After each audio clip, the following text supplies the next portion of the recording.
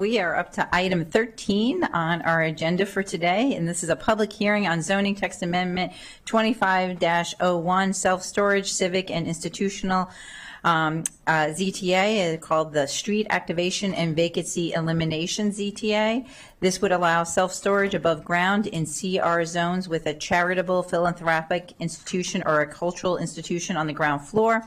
A Planning, Housing, and Parks Committee work session is scheduled for March 24th, 2025. Those wishing to submit material for the council's consideration should do so by the close of business on March 17th, 2025. As a reminder of our public hearing testimony guidelines, your comments must be limited to issues relevant to the public hearing topic for which you are testifying and are appropriate for a public meeting. You will hear a tone when your time is up, and we appreciate everyone abiding by their allotted time. Vanessa Katz, you are first. You have 5 minutes. You are speaking on this ZTA as well as ZTA 2502 and Bill 2-25. Thank you. Good evening, council members. My name is Manasseh Katz. I've been a resident of Montgomery County for my entire life. I will start with the information I had to review to prepare for this meeting. We have the agenda, we have the ZTAs, we have more ZTAs. I then had to start looking into budgets of how this affects the ZTA. I'm here because of the University Boulevard plan and the Glenmont plan, or related plans that I feel will do major damage to Montgomery County. All this is based on Thrive 2050, attainable housing strategies, Vision Zero, more Vision Zero, complete streets, and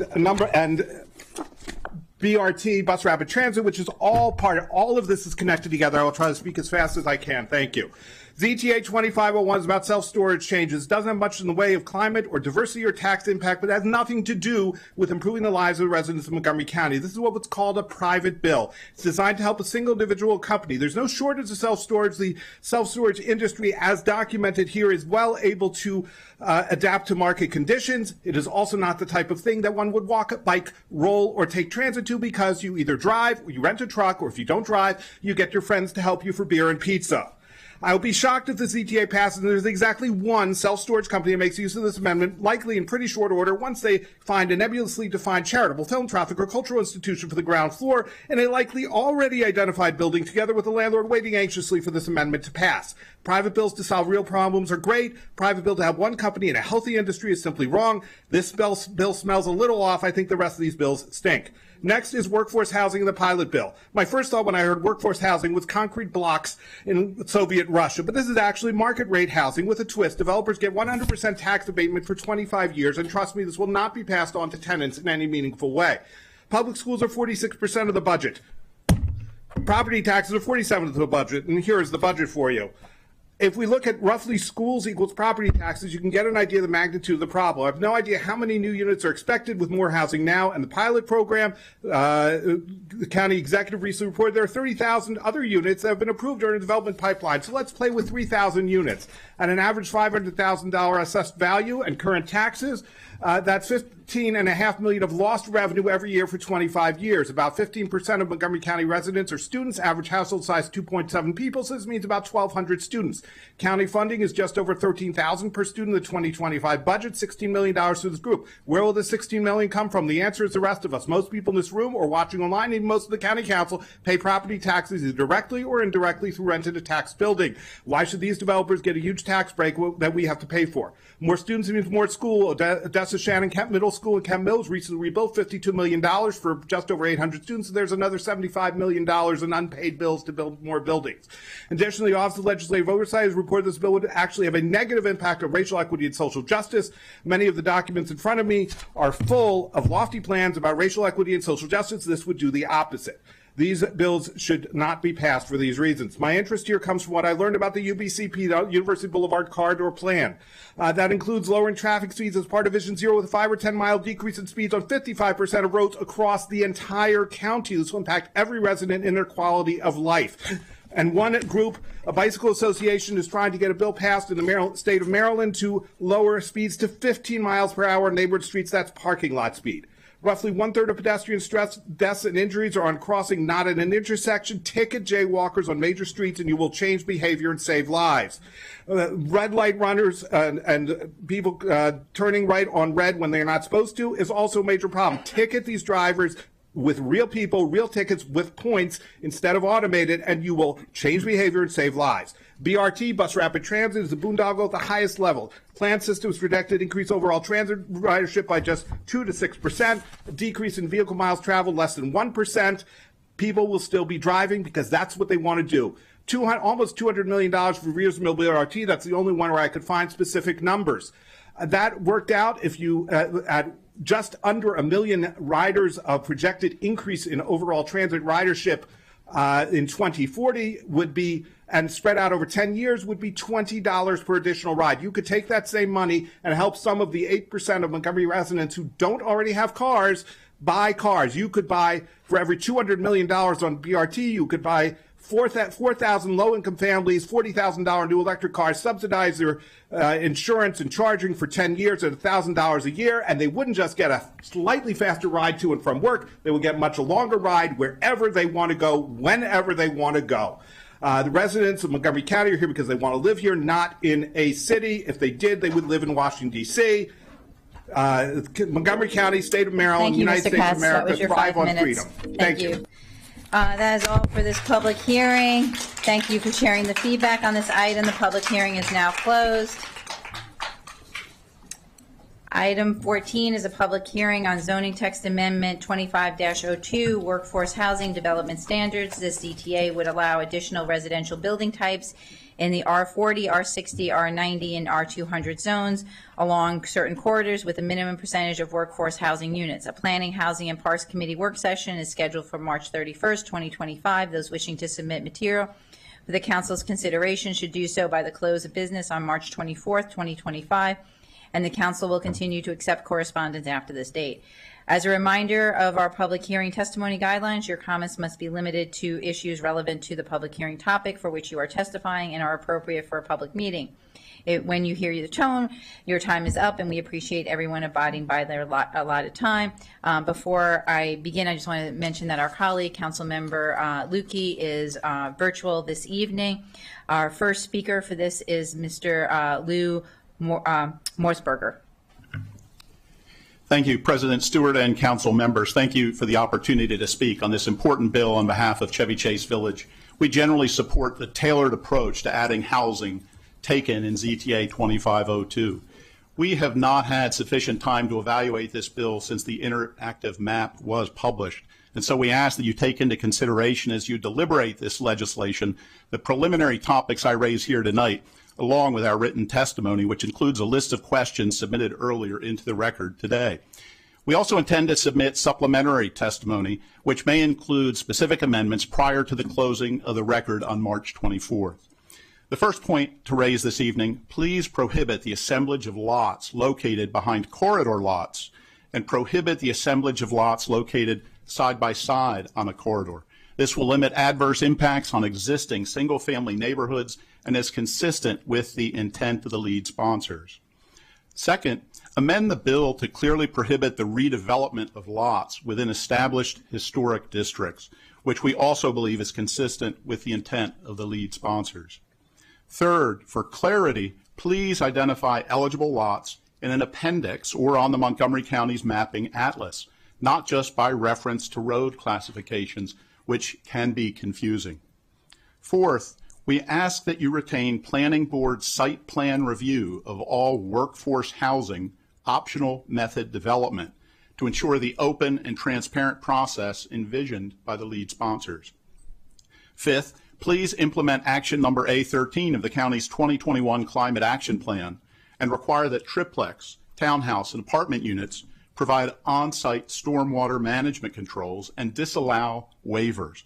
This is very important given these housing types are likely to create more impervious surface and in turn more runoff than a single family or duplex unit. Sixth, we ask that the floor area ratio remain capped at a maximum of 1.25.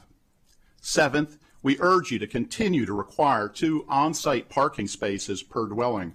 Corridor properties eligible for redevelopment are located along major roadways, and in our municipality, there is no adjacent on-street parking.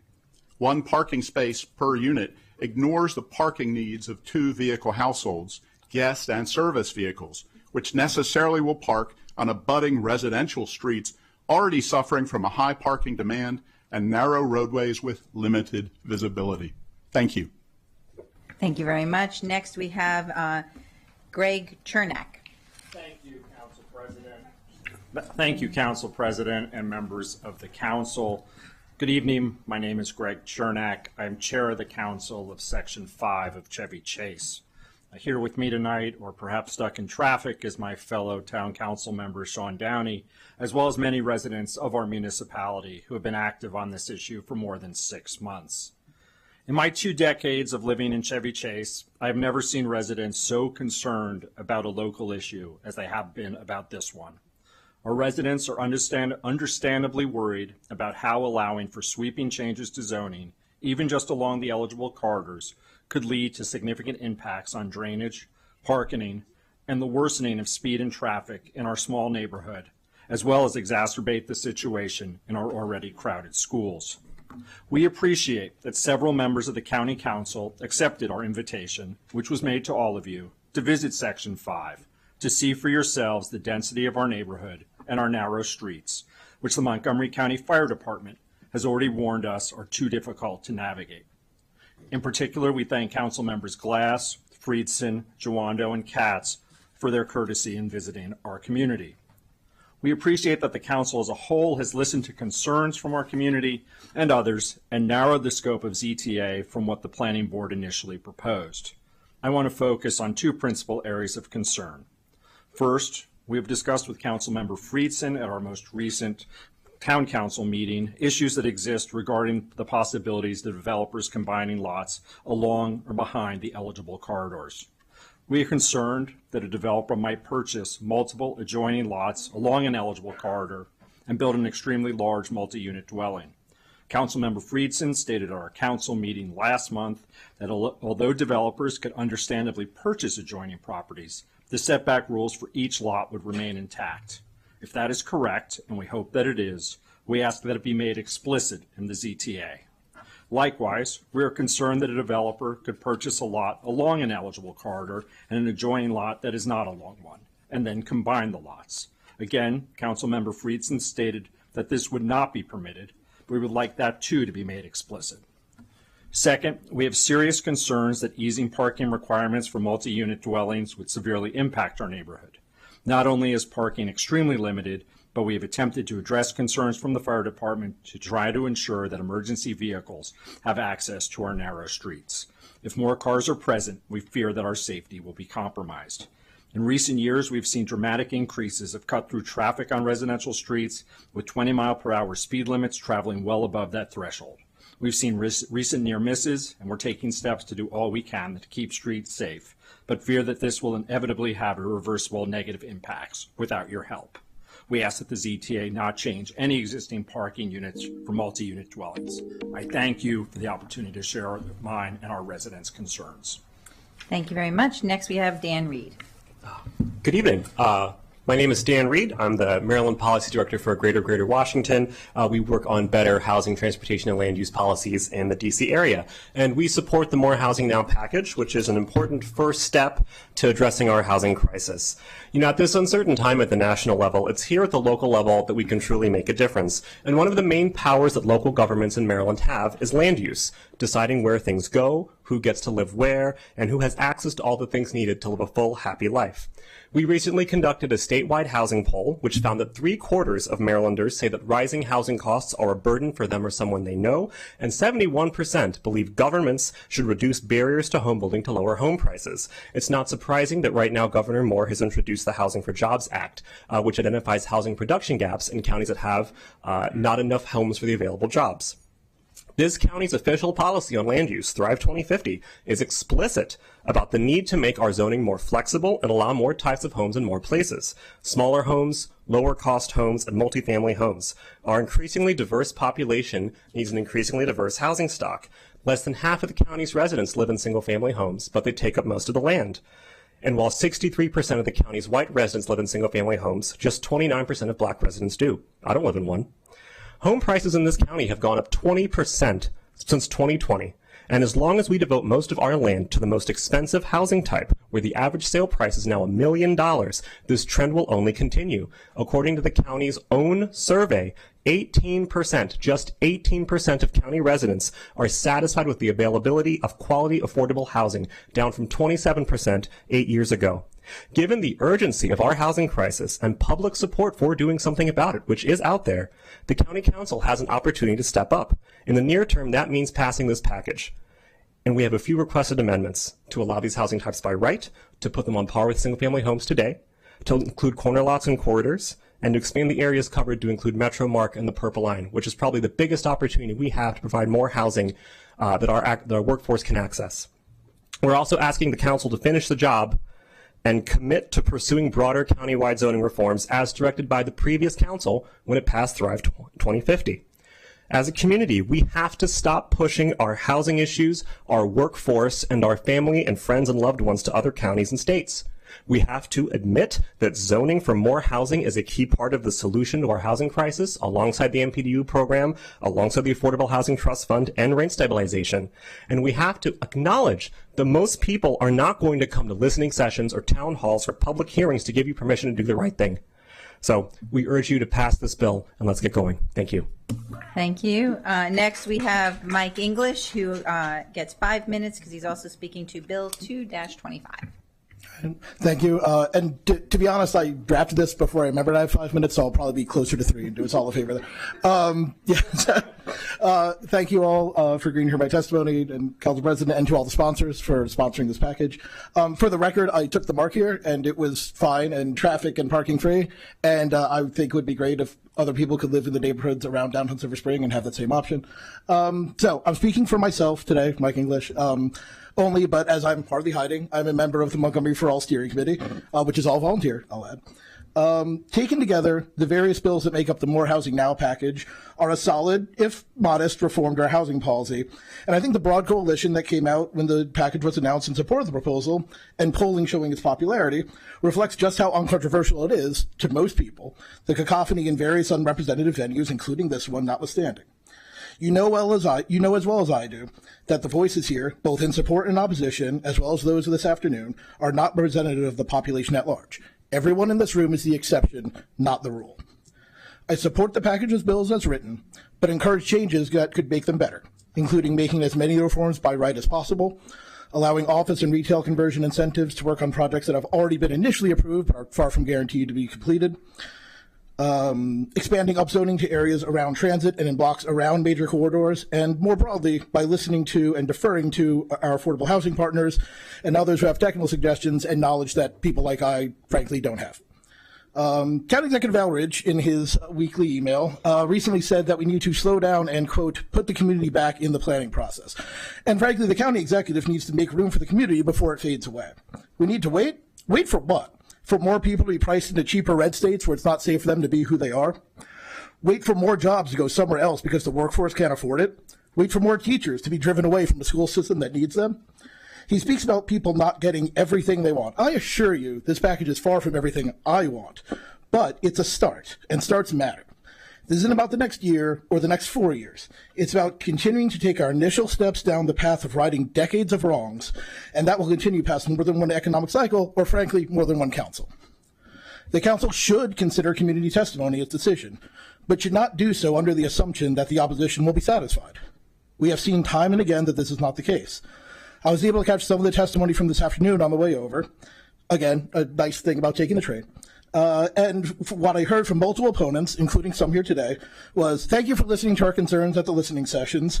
Thank you for making the changes. They weren't enough. We still oppose the bill. And that's not really going to change if you make more changes. The problem is not that people opposing these changes are cruel and uncaring. Most are earnestly motivated.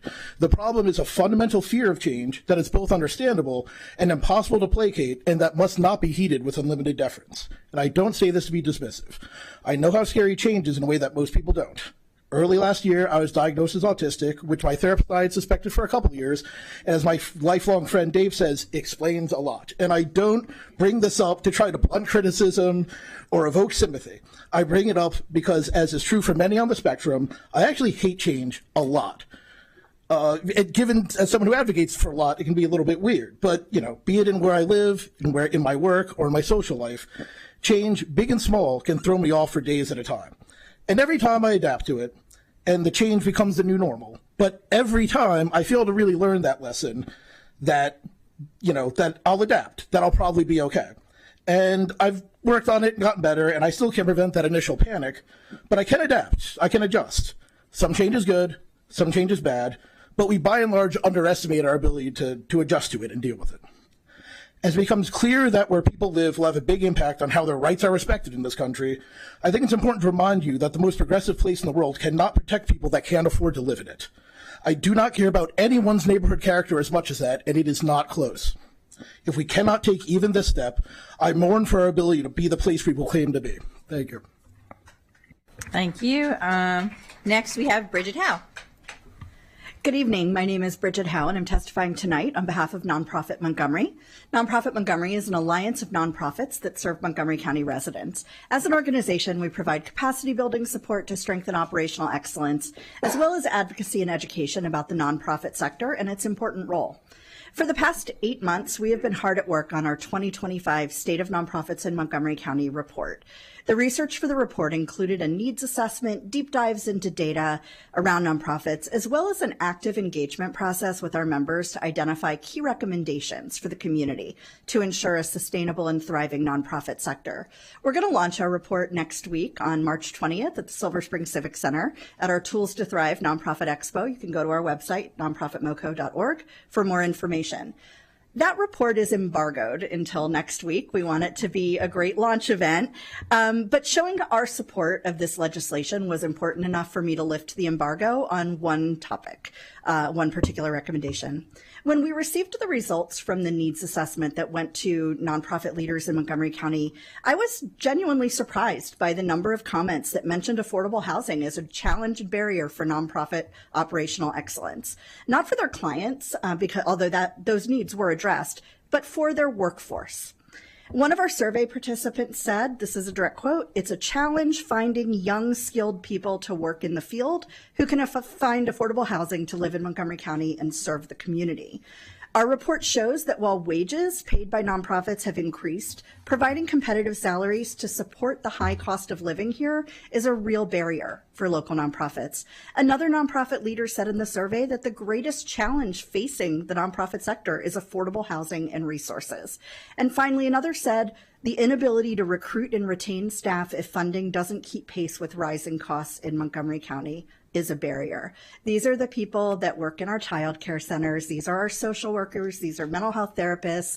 These are people who provide homeownership counseling to many members of our community. They are important. Given what we learned in the needs assessment and based on that engagement process, we did include a housing recommendation in our report, in our section that is to advance economic policy that benefits middle income residents. It reads, to offset the high cost of living and challenging real estate market in Montgomery County, the following recommendation is proposed. Specifically focused on affordable housing, this recommendation would benefit all residents, including many nonprofit employees who face economic hardship residing in the county. And the recommendation is to advocate for federal, state, and local investment in and zoning adjustments for affordable housing production in the county. As previously highlighted, the high cost of living impacts many factors, including the ability for nonprofit employees to live in or near the communities in which they work. Amended zoning codes and increased investment in support of market rate and subsidized affordable housing will help meet the important market demand from nonprofit employees as well as the clients they support each day. While there's more to do, this is a great start. Thank you. Thank you very much. That is it for our first panel on this ZTA. Next, I'll call down Alex Campbell, Aaron Droller, Karen Bolte, Michael Larkin, Jane Lyons-Rader.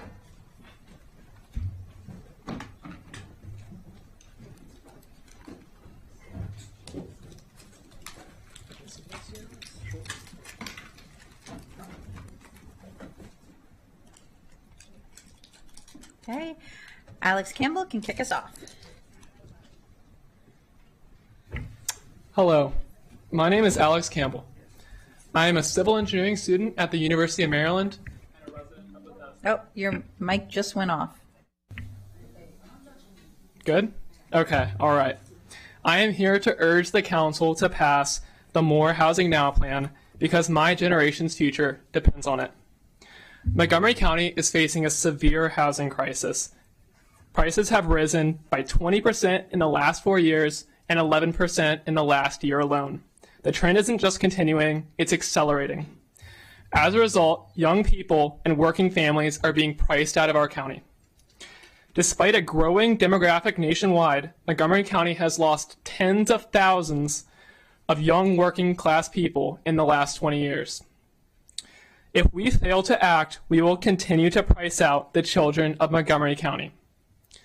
The More Housing Now plan is a crucial first step towards solving this crisis by allowing more housing along transit corridors, including missing middle housing. We can create housing types that people can actually afford. Here are some numbers. The average sale price of a single-family home last year in Montgomery County was $1 million. Currently, on Redfin, as of yesterday, the average condo cost is $284,000, and the average townhouse cost is $475,000. Those are 70% and 50% less than a single-family house. This is why we need to change and allow these housing types in more areas. I also support a few amendments to the bill. I support allowing developers to combine lots and deliver more of these more affordable housing types. I support allowing these housing types on corners. And I also support allowing these housing types by right. Much of the testimony opposed to this bill comes from older established folks whose futures are not at stake. They benefit because they already own homes, and when young people pay them extremely high costs, they make a ton of money. I urge those in opposition to think of the futures of their children and grandchildren who are being priced out of this county or have to pay exorbitant prices to stay. Montgomery County is an incredible place to call home, and we need to take action to ensure that young working people can continue to do so. I urge the council to pass the More Housing Now plan. Thank you. Thank you. Next, we have Aaron Droller. Thank you. Thank you, Council President Stewart and members of the Montgomery County Council. I want to start by thanking you all, particularly Councilmember Friedson and Councilmember Fanny Gonzalez. I know that the process of doing the listening sessions across the community was a lot of work with the Attainable Housing Strategies initiative, but I actually think it really helped create a better, more palatable product. And I think More Housing Now is a more palatable product to more of the county. That being said, I do think it is being rushed a bit. Most neighborhood associations have not had the opportunity to review the voluminous documents with this plan, and I think you really have to slow it down a little bit. Maybe that means going back and having more listening sessions. I don't know, but I do think you need to really take your time with this plan. On the specifics of the plan, I oppose it based on the fact that where I live is where all these corridors intersect. So I live in the Four Corners neighborhoods. It's called Four Corners for a reason. University, Colesville, and then Georgia and the Beltway right there. And I do feel like neighborhoods like mine, as well as some neighborhoods in Wheaton and others that are identified on the map, are really being called upon to bear a disproportionate burden here. And I got to tell you that the traffic, the way this plan is designed, the traffic is going to be a nightmare. I think you have to create some kind of a limiting principle here with this plan for where the different corridors meet. What that looks like, I don't exactly know. Maybe you do only duplexes. Maybe you establish some sort of a limited number. But I really, really think you need to create a limiting principle because you're setting up a tragedy of the commons sort of situation that you really want to avoid. I want to just speak briefly. Also for the parking minimums, I mean, it should have been very, very clear from the Attainable Housing Strategies process. People do not support reducing parking minimums, especially in neighborhoods like mine that have very narrow streets, old houses, and no off-street parking. That should be an absolute no-go whatsoever, limiting or reducing parking minimums. Even the Greater Washington poll that a lot of advocates of this plan like to cite to, even in that poll, people were against reducing parking minimums. So I think that's important to point out. The last thing I want to say is on the converting office to residential. That's a good idea, but you know better than anybody how complicated and expensive that is. And I'm going to be the skunk of the garden party here. You've got to look at the rent control provisions again with regard to any new development that's going on. We are seeing red flashing warning lights already in the data because of that. We are not competitive with Northern Virginia. We do not exist in a vacuum, and you have got to look at that law if you want this plan to succeed. Thank you for your time and for your service to Montgomery County. Thank you. Karen Bolte, you have 5 minutes. You're also speaking on Bill 2-225. Can you turn your mic? Great. Hi, I'm Karen Bolte with the Wildwood Manor Citizens Association, which represents over 500 Bethesda homes. WMCA has many of the same concerns with the More Housing Now proposal as we did with the AHSI. WMCA is very concerned about the negative impact of increased population density along the county's corridor roads on the environment, schools, infrastructure, transportation, public safety, and adequate public facilities and services. Before moving forward with the More Housing Now or similar proposals, the County Council should take the necessary time to conduct, analyze, and consider evidence-based studies of the proposal's expected impacts on the county and its residents' quality of life. Our concerns and recommendations are detailed in our written comments, which we submitted for the record, but there are a few areas I'd like to highlight tonight. ZTA 2502 will exacerbate school overcrowding in the Walter Johnson and other school clusters. Ashburn Elementary is at 107% capacity and is expected to be at 110 capacity in 2025 through 26. North Bethesda Middle School is beyond its capacity of 1,203 students with a current enrollment of 1,224. Finally, WJ High School is at 134% of capacity with 19 portables. There simply is not enough space in the Walter Johnson cluster to accommodate the additional students that would be generated under ZTA 2502. ZTA 2502 would also place severe strains on the water supply and sewer systems. According to WSSC, approximately 40% of the water mains in the WSSC water system are more than 50 years old. In addition, as Council Vice President Giwando has pointed out, if your house was built before 1993, you have these skinny pipes that are less than an inch, and that impacts the water capacity. The county's aging infrastructure was designed to handle the density of our single-family neighborhoods, not a significantly increased population. Furthermore, in its climate assessment for ZTA 2502, the Planning Board confirmed harms to the environment, stating, quote, depending on the number, density, and location of projects, sensitivity-related minor to moderate negative impacts are expected due to decreases in non-forest tree canopy and other green areas, increased heat impacts due to increases in impervious surfaces, decreases in pervious cover, potential need for enhancements in existing stormwater management systems, increased stormwater runoff and decreased water quality, and decreased air quality due to increases in numbers of motor vehicle trips and vehicle miles traveled. The County Council should not pass ZTA 2502 with its attendant environmental harms.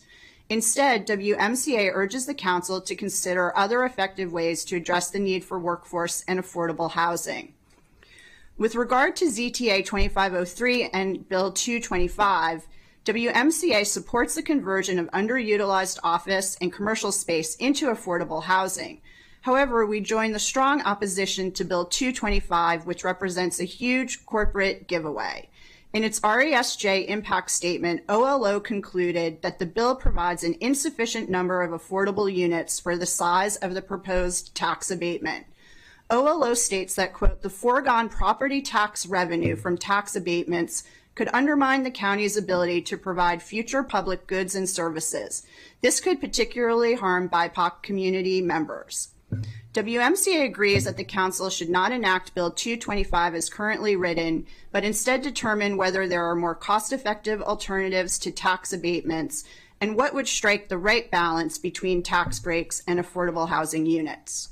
With regard to the budget items, the council should consider the impacts of the state budget deficit and the Trump administration's policies on county residents and the real estate and job markets before committing the county to any new expenditures that we can't afford. Thank you for your consideration. Thank you. Michael Larkin, you're next, and you have 5 minutes as you're also speaking on ZTA 25-03. Good evening, members of the county. On again? Yeah. There we are. Good evening, members of the County Council. My name is Michael Larkin, and I'm speaking on behalf of the Action Committee for Transit. I'm a member of their board. First off, thank you for your time to talk tonight. On January 10th of this year, ACT sent a letter to the County Council requesting legislation that addresses the housing crisis. ACT wants to thank the sponsors of this Workforce Housing Now package, and we're supportive because it is a necessary step in the direction of reforming restrictive zoning, or maybe it would be better if I called it exclusionary zoning, because these practices are harmful to people. They're also harmful to the financial health of the county.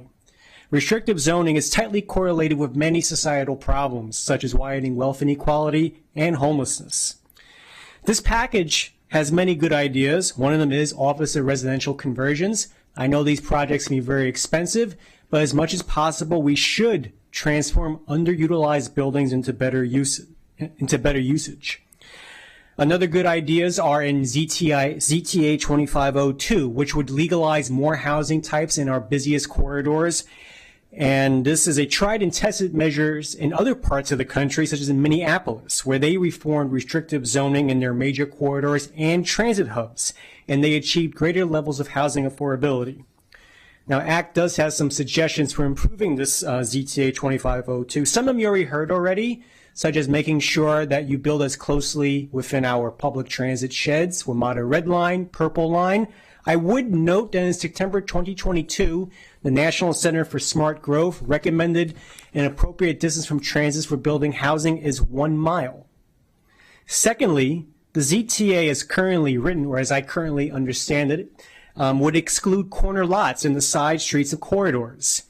Locating every last unit of new housing on arterials while excluding corners and side streets could send the unintended message that the workforce we're trying to attract is a burden. Nothing really could be further from the truth. Moreover, corner lots provide some of the best places to redesign our streets for complete streets. Many of these streets are still unsafe for walking and biking and rolling. It doesn't make good sense to pull out spots where we can retrofit in the most efficient manner.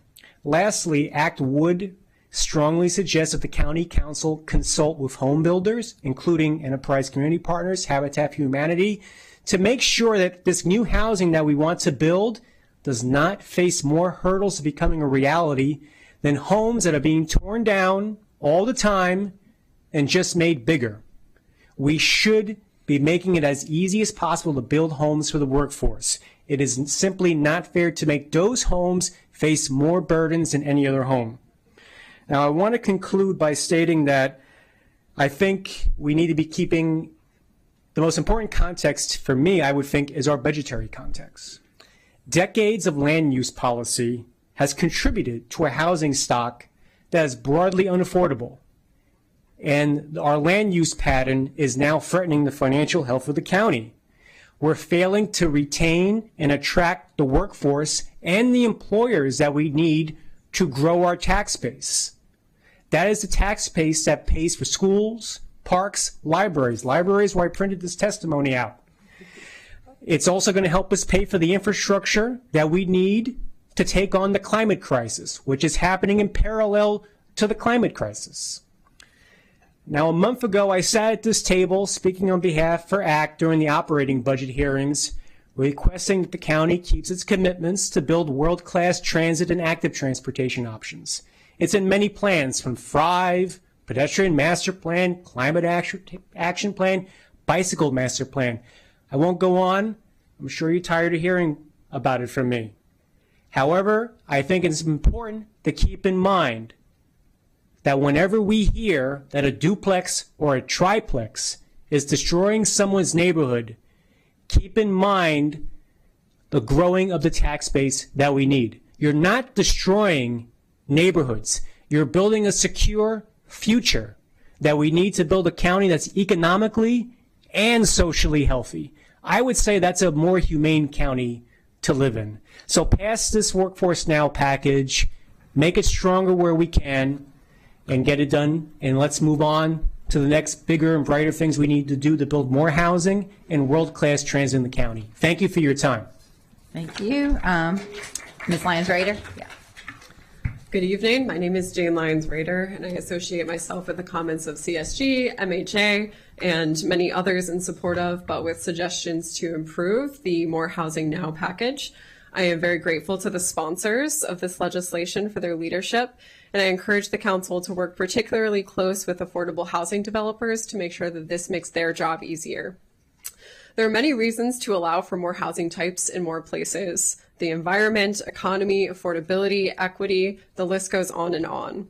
But when I make those arguments to people, I've noticed that I often run into a wall, which I can only describe as a tightly held anxiety that people are a burden. People mean traffic, or another student taking a teacher's attention away from your own child, or a longer line at Starbucks. But I want to take a moment to challenge that belief. Someone living closer to their job down county is one less person to clog up traffic on 270. A new neighbor is more tax revenue to support the badly needed infrastructure upgrades to our schools, or the economic activity that supports the small businesses that we love. People are our essential workers, our friends, our public employees, our beloved neighbors. This is why I care about land use. It's not just about the way our neighborhoods look and feel, it's about people and their communities. Land use is our economy made spatial. And if we want to have an economy that prioritizes economic mobility and justice, our land use must reflect those values too. Instead, where are we now? If you cannot afford a single-family detached home, over 80% of the county is off limits to you. That is exclusionary. That is the real cookie cutter zoning, a cookie that costs an average of $970,000 compared to $440,000 for attached homes. I'm excited to say that I recently bought a home and was able to do so due to it being a pretty old townhouse in need of some love, and also due to a lifetime of my own economic privilege. It's also important to remember how we got here.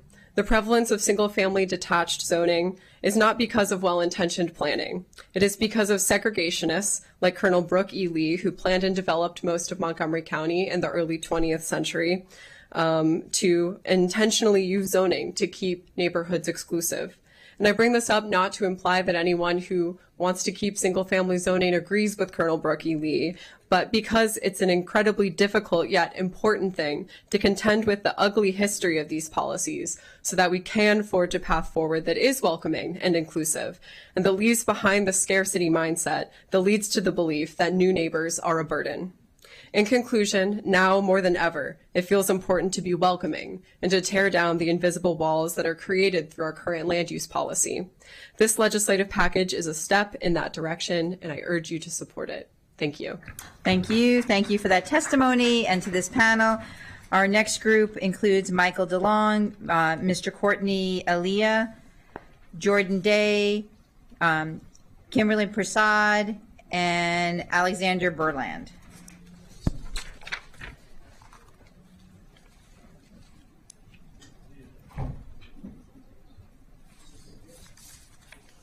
All right, Mr. DeLong, you can start when you're ready.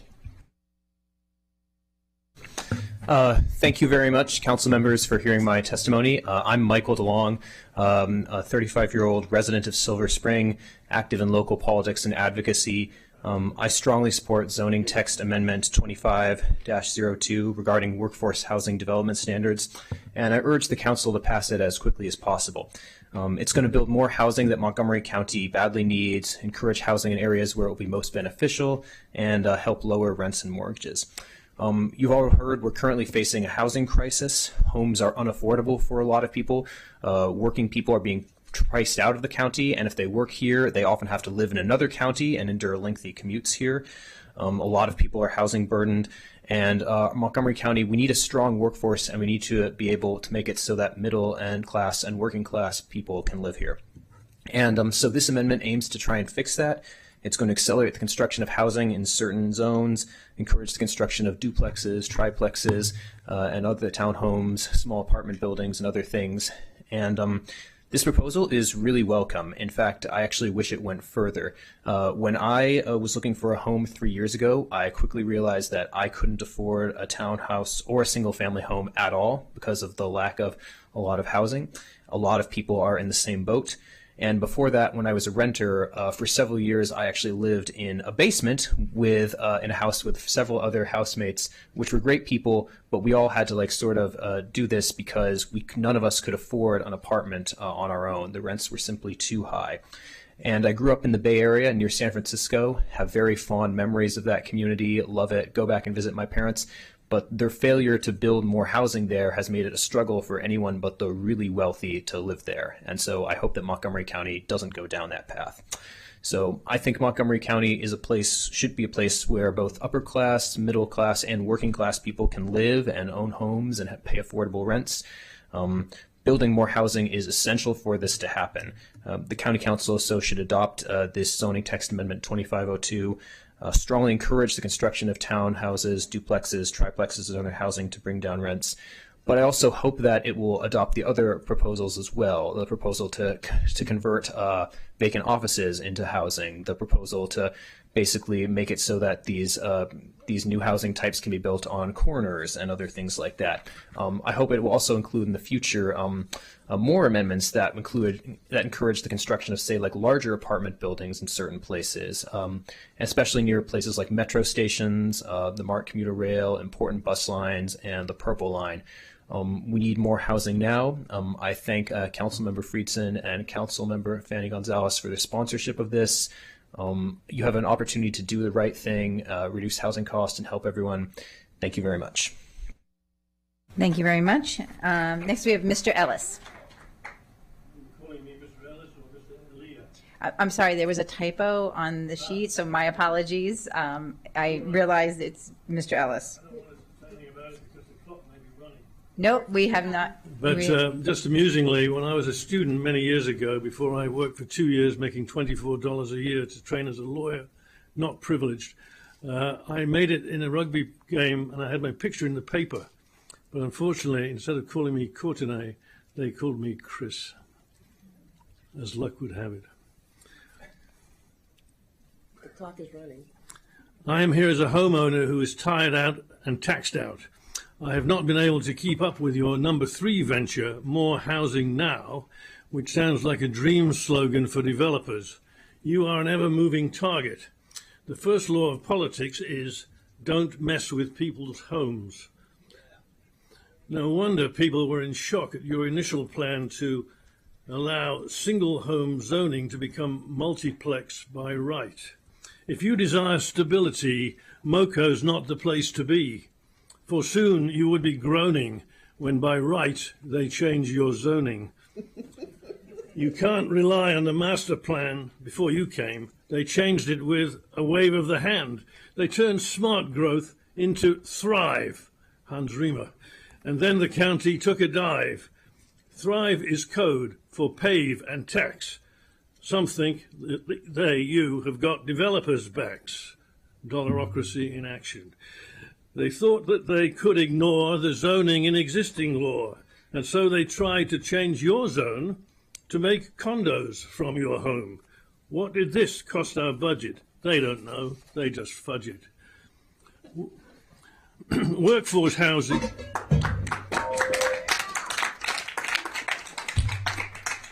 Careful, I have no stuff, I'm afraid. Workforce housing is their plan B, where they want you and me to fund a housing subsidy in a MoCo housing lottery, where we have paid for our homes, also pay for others' loans.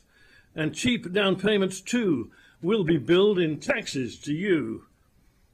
Cheap housing is no problem at all when you rob Peter to pay Paul. To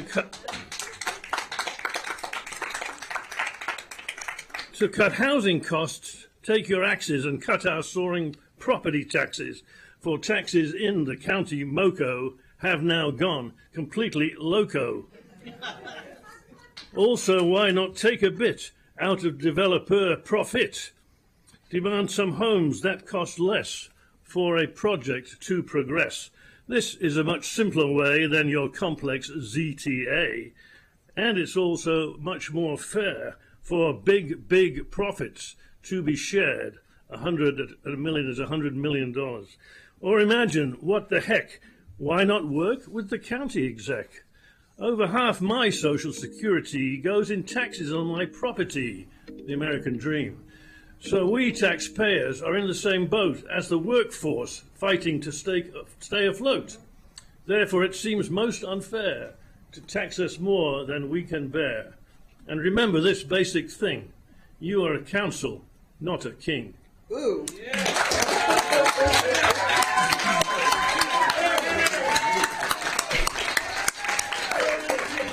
Thank you, Mr. Ellis. Mr. Day, you're next. Yeah, I'm sorry, mine doesn't rhyme. It's okay. All right. Good evening. My name is Jordan Day, and I'm a renter in downtown Silver Spring. I want to start by stating my support for the ZTA as the first step towards solving our housing crisis. Our county faces a set of interlocking issues: a plateauing tax base, an exodus of working-age citizens, high housing costs, and high costs to build more housing. Allowing more homes and more types of homes is the obvious solution to all these problems. This issue is personal to me. I was born in this county, grew up in this county, and I want to stay in this county. I was born in 1997, when 45% of county residents could afford a home in my childhood zip code 20817. The average home price in that zip code is now above $1.4 million, and only 27% of residents could afford to live there. Even with a white-collar job and no college debt, I will be unable to afford to live in my childhood neighborhood without outside help. The majority of my peers with debt or a less lucrative job will be shut out of the neighborhood, the county, and the advantages I grew up with if costs continue to rise.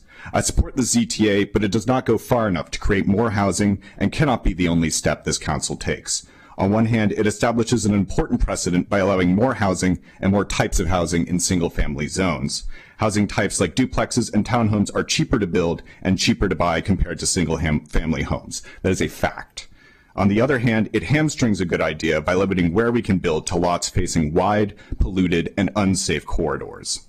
Many of the largest parcels are schools, parks, and golf courses, and functionally off limits for development.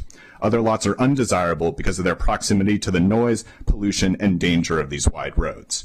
At minimum, the council should consider extending this reform to all lots bordering a major transit corridor or road, extend the rezoning to 1 block from these corridors, and allow these homes by right. To truly achieve the goals of this ZTA, the council needs to extend the same rezoning to all single-family zones as recommended in the Attainable Housing Initiative. I consider myself a progressive, and I'm sure many in the audience and the county council consider themselves progressives as well.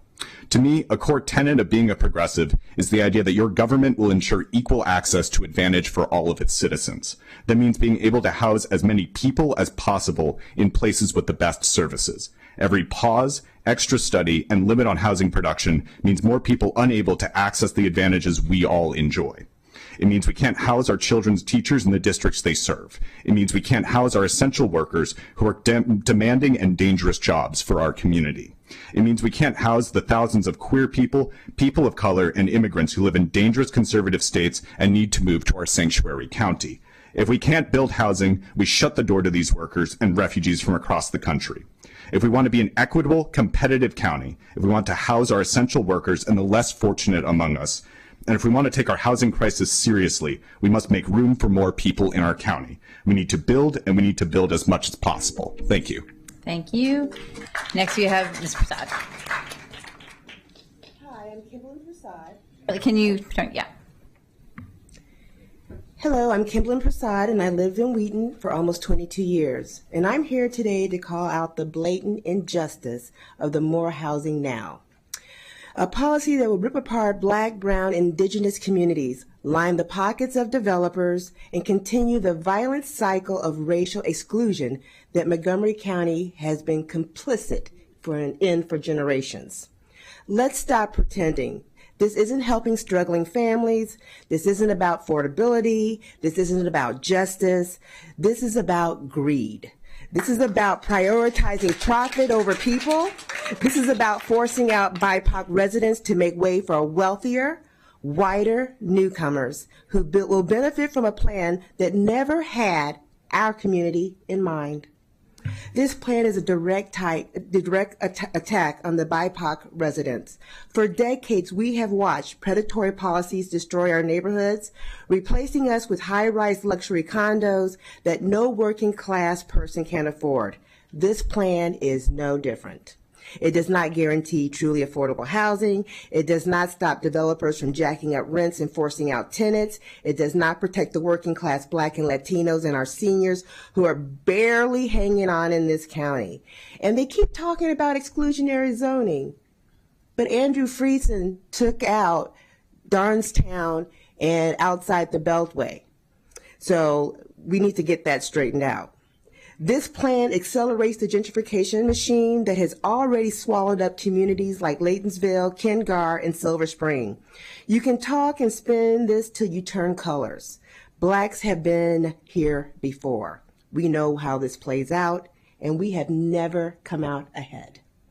We need to call this policy what it is, a county-sanctioned removal of communities of color.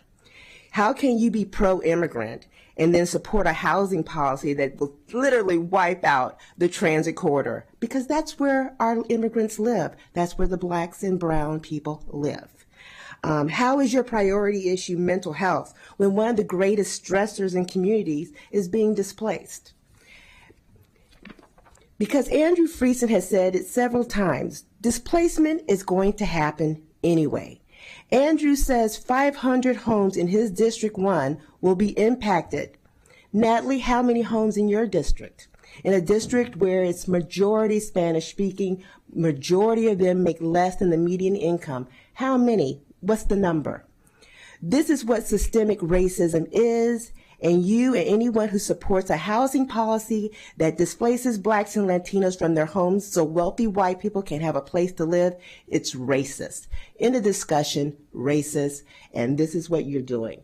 Thank you.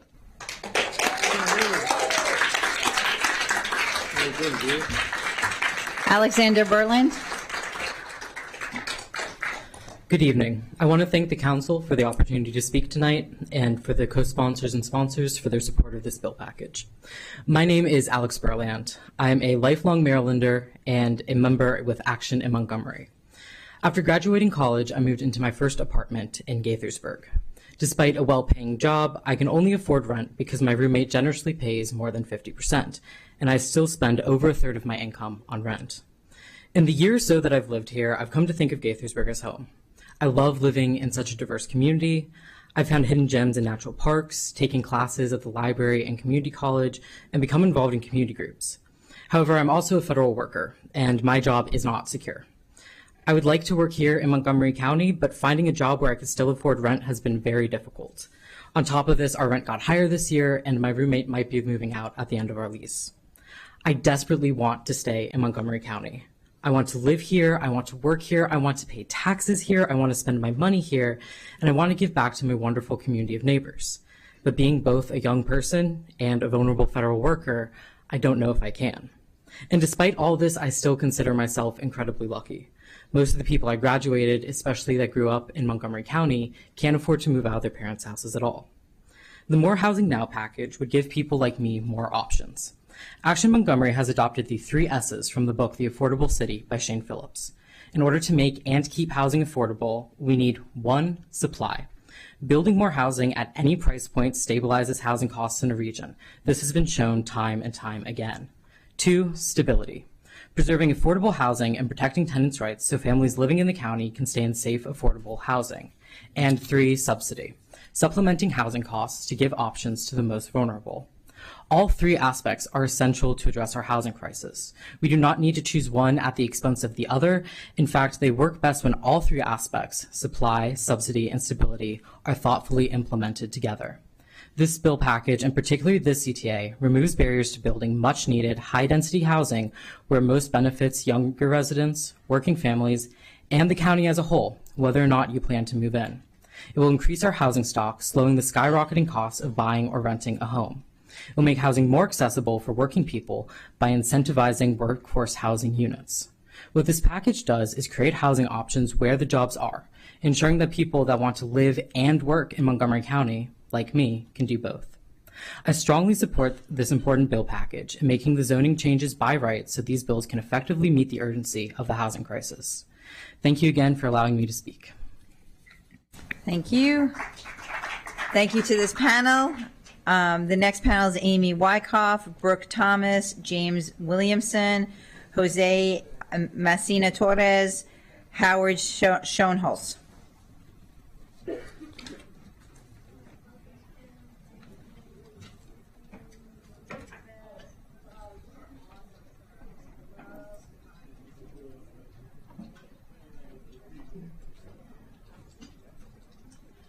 Okay, and Ms. Wyckoff, you can begin when you're ready. My name is Amy Wyckoff, a longtime resident of this county. I appreciate the opportunity to testify.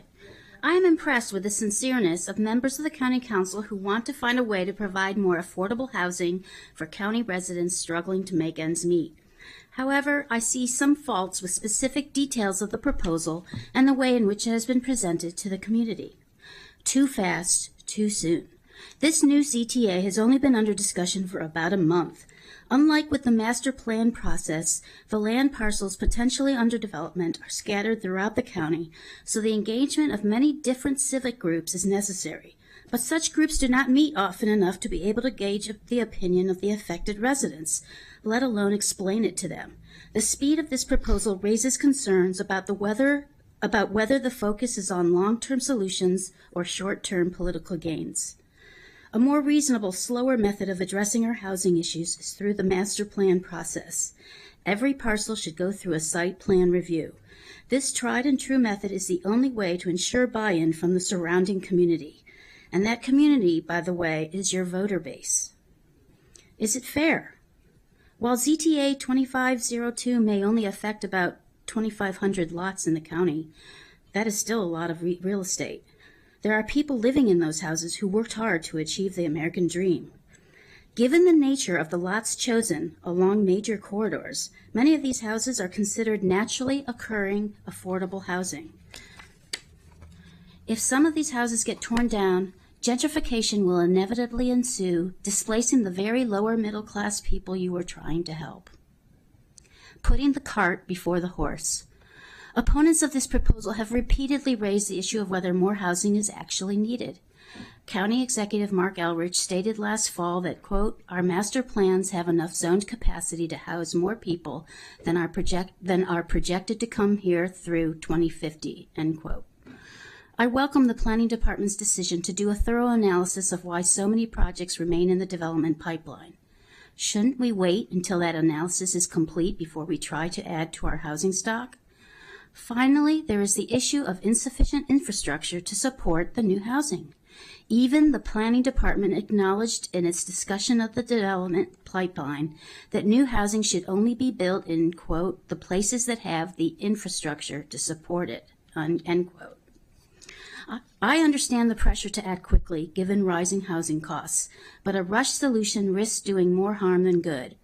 I urge the Council to slow down this process, conduct the necessary studies, and ensure that community voices are heard before making significant zoning changes. Thank you. Thank you. Ms. Thomas. Good evening. My name is Brooke Thomas, and I'm a resident of Montgomery County. I helped form the Press Pause Coalition when the Attainable Housing Strategies Initiative was announced. Our goal was simple: give the County Council more time to answer critical questions about upzoning before moving forward. While the Housing Now proposal is more scaled back, many of those questions remain unanswered. We urge the Council to take more time to address these issues now, while changes can still be made. I support the technical adjustments suggested by many local municipalities because if you move forward with the proposal as written, there will be serious unintended consequences for pedestrian safety, emergency vehicle access, and stormwater management, among other issues. I will also submit these concerns for the record. But tonight I want to ask some broader questions about Housing Now corridors. Let's start with workforce housing. Even the planning department acknowledges workforce housing's, quote, limited success and recommends revisiting its regulations. As best I can tell, in its entire 19-year history, the workforce housing program has produced less than 200 units, of which almost 50 have been reverted back to market rate. Was any evaluation of the program's effectiveness conducted before proposing expansion, and shouldn't that happen first? A stated goal of the workforce housing program is to build housing within, quote, metro station policy areas, MSPAs, to reduce traffic and shorten commutes. Yet much of the Housing Now corridors are outside of MSPAs, which seems to be detrimental to decades of work focusing on housing near public transit. Was any analysis done on the benefits or drawbacks of this shift? Now let's talk cost. My understanding is workforce housing units would be priced around $556,000 for a family of 4. Meanwhile, a community of garden apartments, mostly priced around $600,000, was recently torn down in my neighborhood to build luxury townhomes starting at $1.7 million. Even with required moderately priced dwelling units, there is a net loss of lower priced homes. Why focus on a number of limited workforce units that don't cost a lot less than what's being torn down nearby? We urge you to prioritize strategies that make sense. We urge you to consider reopening the unbuilt master plans and evaluate what hasn't been built to create more desirable housing. If you're serious about creating solutions for sustainable housing long-term for Montgomery County, now is the time to ask the hard questions and make meaningful improvements to your legislation and ZTAs. Thank you. Thank you. Mr. Williamson? I attended some of the attainable housing sessions and then presentations by supporters and sponsors of the workforce housing proposal. There are still lots of questions and discrepancies. The prevailing opinion of the dozens of people I've spoken with is that at least most of the council wanted the original attainable housing proposal, but saw it was rejected by the majority of the county. So some council members came up with Attainable Housing 2.0, which is your workforce plan, considered to be just a watered-down version of the original attainable housing. It is thought you will pass the workforce plan, then come back every year and add a little more incrementally with new zoning text amendments. Next year, you could pass another text amendment for more density going to 2 or 3 blocks in neighborhoods rather than just along a corridor. The same goes for the height limitation and houses being converted to triplexes or more being done by right versus approval after review by the planning department. And who thinks anyone in the planning department is going to reject any building? They have been outspoken advocates for all these plans from the start. The sponsors say the average home sold is over $1 million to show far how out of reach it is for many at or near the median income. That is disingenuous. An average and a median are not the same. The average price is skewed by high-end sales. The median price is under $600,000, which is admittedly a very high number, but it is not $1 million as we keep hearing. You tell us many of the 35,000 approved housing units have been on the docket for as long as a decade. Okay, I'll bite. How many? 10%? 50%, 90%, be specific and tell us. And then maybe ask a developer, why haven't they started building? There is already a workforce housing plan, but it is rarely used. Maybe fix that instead of unnecessarily changing zoning rules. Please stay with me on this next part. The University Boulevard Corridor Master Plan is front and center for those of us living in a part of Silver Spring and Wheaton. And I appreciate Councilmember Mink, I wish she was here, for attending the lopsided in opposition planning board hearing 2 weeks ago. Any corridor master plan can allow for much greater housing density, transportation changes without any study of the impact or effectiveness, and cause upheaval along the corridor. Who's to say you don't plan even more corridor master plans across the county, each of which would override and negate your proposed text amendment with the workforce housing limits? The current zoning rules in our single-family residential neighborhoods serve us well. Please leave those rules alone. The point is lots of people don't believe you now because of the way this has been handled from the start and how extreme your initial housing proposal was. This appears to be nothing but a backdoor way in your first step towards the original attainable housing plan. I oppose this zoning text amendment 2502 and hope at least 6 members of the council will also. Thank you. Thank you. Mr. Torres. My name is Jose Vicini Torres. I live in the Woodmore neighborhood or the Four Corners area on Merwood Lane, 1 block from University Boulevard. I have a wife, 2 little girls aged 4 and 2, and a fluffy little canine senior citizen. Let me tell you about my Sunday this past weekend. It was sunny, bright, but just cool enough. I took my girls to play out in the street. Most of our Woodmere neighborhood doesn't have sidewalks, so playing in the street means just that, playing in the street. I was pushing Lucy, my youngest, in a hot pink car. Elodie, my eldest, was using her little feet to propel herself in a bright yellow and red Flintstones car. Anytime a car would come down the street, they would call out, "Daddy, a car!" We'd move over to the side of the road and let the car go by, and wave to our neighbors as they waved back. What allowed us to play like that is that our street and those around us are not busy thoroughfares, nor are they packed with parked cars. But if they become that, what will happen is that you will have cars coming in opposite directions playing chicken because they'll have nowhere to tuck themselves away. And kids, pedestrians, and dogs will all be jumping to take shelter in between parked cars. That's what was in the back of my mind as my girls and I roamed the street playing. How much longer will it be safe for my kids to do this? I understand that this won't be the case for every area impacted by rezoning, but that's what happens when you do a cookie-cutter approach to an entire county. Some places will thrive, and others will be left with casualties. And I say that hoping I'm speaking metaphorically, but I fear it may be literal. To follow up on another point raised, I've said it before and I'll say it again, speaking as a proud Puerto Rican.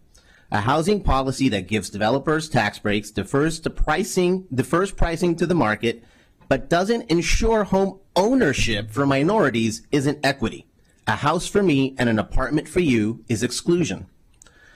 On a final note, as the DMV area becomes ground zero for democracy in the United States, and as we watch our trust in government as a force for good be ripped out of existence, I must also appeal to this council to be a force for good and for democracy. Much of my neighborhood is utterly confused by so many proposals, overlapping, concurrent, fast-moving. If nothing else, please slow everything down. Walk the streets and neighborhoods that will be impacted or displaced. Meet the people who live there. Our federal government has already abandoned the best democratic interests of Americans. Don't you do the same. Mr. Schoenholtz? Good evening, members of the council and my fellow residents, and thank you all for hanging in. I'm Howard Schoenholtz. My wife and I have lived in Bethesda for 32 years. We currently live one block from River Road. It's a sad day in our county when the best thing you can say about more housing now is, well, at least it isn't the attainable housing strategies. But the truth is, draft ZTA 2502 in this package are the opening act for AHSI. It moves forward with the dangerous concept that the definitions of zoning designations can be rewritten. Maybe today that would only happen in the proposed corridors, but what about tomorrow? And what effort was made to get input from the very communities that would be affected when ZTA 2502 was being written? I personally polled 22 individual civic associations and homeowners associations around the county, as well as 5 organizations that represent civic groups county-wide. Not one of them was contacted by Councilmember Friedson's or Councilmember Fanny Gonzalez's office to provide their input while More Housing Now is being written. Not one. And then there's 2502's oft-repeated noble goal of providing housing for our first responders, teachers, and others. Well, the truth is, and it was Councilmember Friedson himself who said this at a community meeting, the only test for this workforce housing is income. You can't ask someone what their job is or use their job to give someone preference when deciding who gets the workforce housing units because that's illegal. It is a shameful use of our brave first responders and dedicated teachers as marketing props. To the members of the council who are planning to run next year, especially the 4 members who are co-sponsoring this proposal, do you really want to spend your time explaining to the voters why you supported a proposal that will not deliver what it promises, more affordable housing? And to the members of the council who may not run again next year, please ask yourselves if this unfocused, deeply flawed proposal is what you want to have as your legacy. Please step back and consider the effects More Housing Now could have on the people you were elected to represent. Fixing the affordable housing challenge needs more work, consistent and verifiable numbers, and real community engagement. Don't just do something. Do the right thing, not now. Thank you. Thank you. Thank you to this panel. The next panel is Shazka Barely, Bill Wood, Kent Mason, Rebecca Hansen, Cheryl Broth.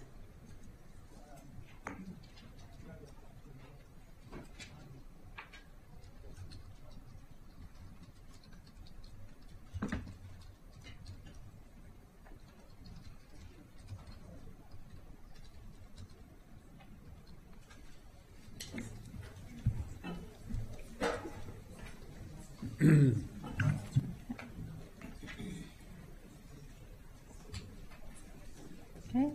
Ms. Barely, you can start whenever you're ready. Thank you. My name is Shaska Byerly. Thank you for your attention, council members. By the way, I lived in a basement apartment until I was 36 years old, because that's all I could afford. I have 5 points that I would like to make today in the 3 minutes concerning the ZTAs 2503 and 2502. Number one, please preserve, don't destroy naturally occurring affordable single-family housing. These ZTAs will result in teardowns of such housing and will create pressure on moderate income homeowners to sell. This will lead to displacement, gentrification, and smaller units unsuitable for families and multi-generation households. All this destruction for what? A measly 15% allocation for workforce housing? How is that going to make a dent? The guiding principle should be do no harm. Number two, alternately, learn from other cities' innovative approaches to creating workforce and affordable housing, such as Atlanta, Austin, and Cleveland. For example, unlock public land, as in Atlanta. Do a first-time or updated inventory across all parts of MoCo, focusing on publicly owned land and real estate assets to create both workforce and affordable housing. Create something like the Housing Strike Force that was launched by Atlanta Mayor Andre Dickens. As is happening in other localities, bring into the fold county municipal property advisors. These are professionals that help local governments convert public land to affordable and workforce housing. Point three, instead of these ZTAs trickle-down housing approach, tackle high housing prices directly by supporting the uptake of modular housing, which reduces ever-increasing construction costs, as in Cleveland and Boston. This even involved companies setting up localized manufacturing facilities that led to job creation, and FYI, Virginia already has modular housing codes. 4, stop using outdated average home prices. This is misleading. To quote one real estate website, in almost every case, you'll get a better answer by taking the median of a set of home prices, not the average. The More Housing Now plan refers to the average home sale price being over $1 million. False. Bright MLS data, the most comprehensive data set available, states that the average 2024 MoCo home sale price was $757,846. And most importantly, the median price was $615,000, a far big difference from $1 million. Brokerage firm data for 2025 also indicates that prices have been flat to falling. Finally, kudos for the home ownership and office conversion components of the plan. They should be enacted. Thank you. Ms. Barely, that is your time. Thank you very much. Thank you. Mr. Wood? Mr. Wood? Yes, Mr. Wood, you're next. Thank you very much. Good evening, council members. My name is Bill Wood, and I'm here in opposition to zoning text amendment 25-2. I have lived on Bradley Lane in Chevy Chase, Section 3, with my wife Marie for 43 consecutive years. We raised our 4 children and paid a lot of real estate taxes. This is a historic community with a wonderful history that dates back decades, which many of us in the community really appreciate. In the last decade, however, traffic congestion has become a major problem, much of which is attributable to development. There is a massive new residential department development with a lot of retail stores inside the Beltway at the intersection of Connecticut Avenue and Manor Road. Also inside the Beltway at 7100 Connecticut Avenue is the former 4-H Club Youth Conference Center, which has been sold and approved for even more apartments. My house is one long block from Connecticut Avenue. On the published list of roadways impacted by 2502, I counted 217 road segments on 50 roadways, including Connecticut Avenue. When I commute to work in Rockville, I see an incredible increase in traffic. Traffic can be backed up from the Beltway all the way to Chevy Chase Circle in the mornings. I recently pressure washed my patio and exterior steps in my entire house to remove grime and pollution from all of the traffic on Connecticut Avenue and Bradley Lane in front of my house, which has become a Connecticut Avenue bypass. I can't sleep with the windows open in my bedroom because of the noise that starts at 5:30 in the morning on weekdays from the traffic. So last Thursday, I attended a listening session regarding 2502 held at the Rockville High School and hosted by Councilmember Friedson, who I had the pleasure of meeting that evening. And I want to say that all of us in attendance really appreciated that he took the time to meet with us and answer our many questions from the concerned people who were present. So I want to thank him for that. Thank you, Mr. Wood. Mr. Mason? Is my time up? Well, so be it. You can send it in to us. Thank you, Mr. Wood. Hi, my name's Kent Mason. I have been a resident of Montgomery County for 58 of my 70 years. I don't know what I was thinking for those 12 years away, but who knows? I'm here today representing the Kenwood Park Community Association. Thank you for holding this hearing. Thank you for the opportunity to testify. I'm going to be brief, which I think everyone's going to be grateful for. I'm really just going to talk about 3 myths.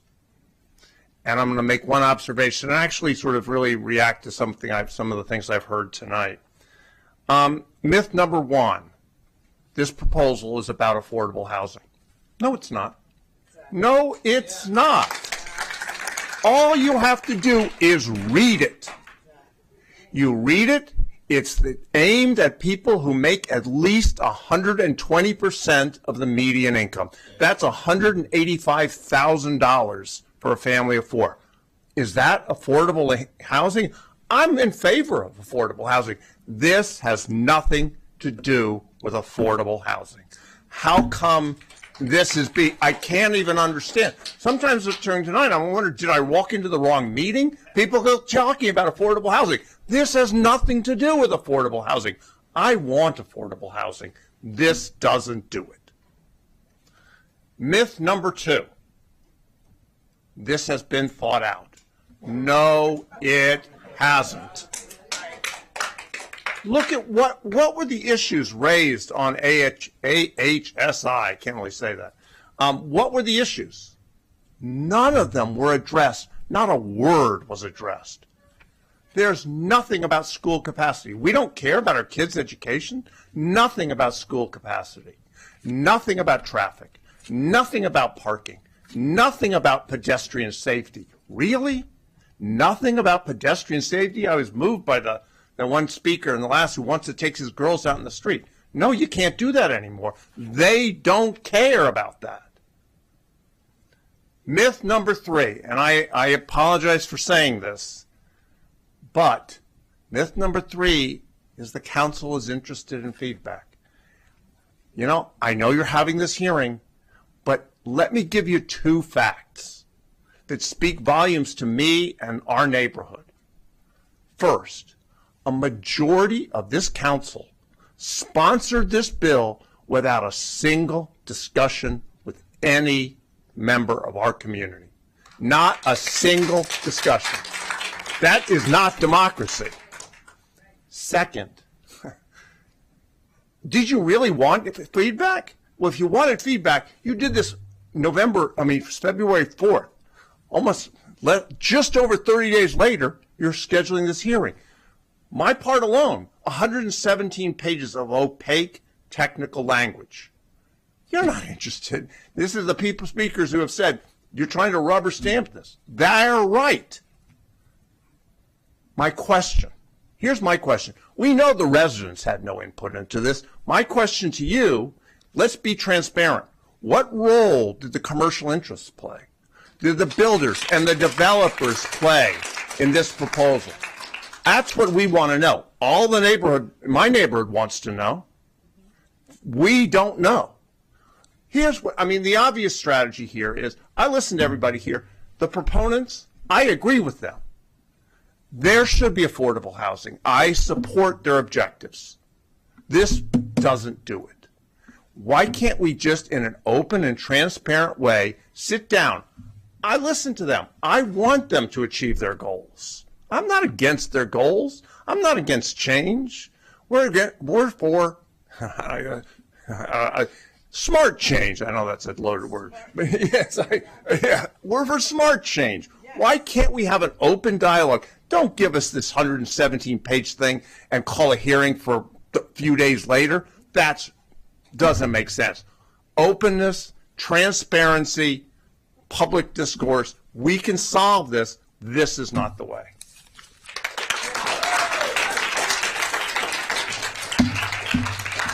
Rebecca Hansen. Thank you. My name is Rebecca Hansen, and my family has lived in Montgomery County for over 20 years. I am also co-president of the Westmoreland Citizens Association, a community of almost 1,000 homes straddling Massachusetts Avenue in District 1. My ask of the council is to pause this bill until you evaluate its impacts on schools, traffic, public safety, tree canopy, parking, stormwater management, and other infrastructure concerns. You also need to incorporate the federal workforce reductions whose impacts are still unknown. I worked with other civic associations on the Attainable Housing Strategies Initiative and now on ZTA 2502. I haven't heard of one neighborhood association that believes ZTA 2502 will result in meaningful workforce or affordable housing, or that its community won't be harmed by it. Opposition is not limited to District 1, as you've been hearing, but includes districts of various demographics, meaning you can't write off District 1 as closed-minded and exclusionary, because we aren't. I support the goals of workforce and affordable housing and believe that many would be open to a housing proposal that includes actual demand-supply projections using transparent methodologies, is data-driven and supported by facts, not theories, is comprehensive in its infrastructure impact analysis, and addresses a clearly delineated goal. But ZTA 2502 does none of these things, as other testimony illustrates in greater detail. Many people in District 1 no longer trust this council and its lack of transparency. You have lost our confidence in your planning proposals and who they are intended to serve.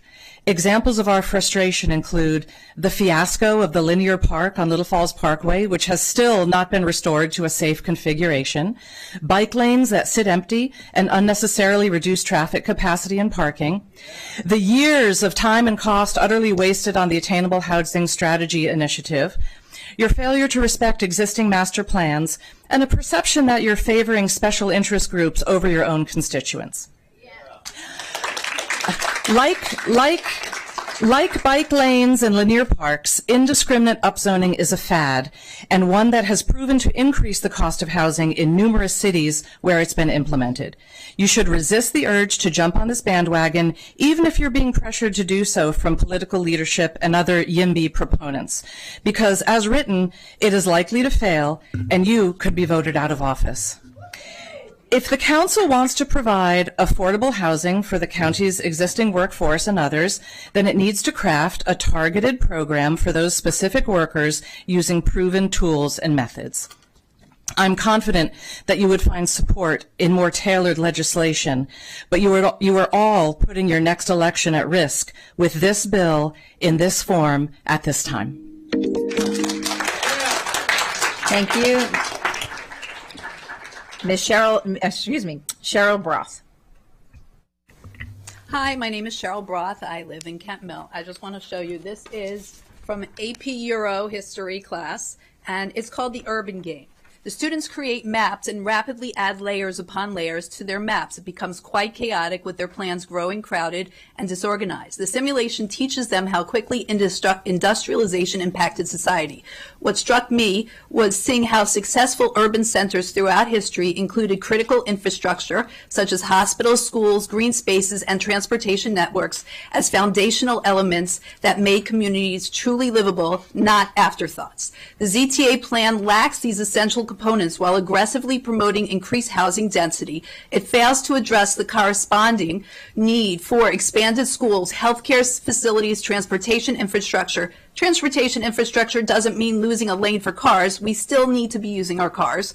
I chose to live in a suburb deliberately for specific quality of life reasons: space, quiet neighborhoods, community character, and reasonable density. This plan fundamentally alters the community we chose and invested in. Our healthcare system is already strained. A close acquaintance of mine, who's a high-risk OB, had a scheduled surgery last week at 6 p.m. It was delayed and delayed and delayed until after midnight, and then was told, "I'm sorry, we might not have an OR for you." How would you feel if you're that mother of the unborn child that needs help, that needs your child saved? Your plan does not include for hospital capabilities.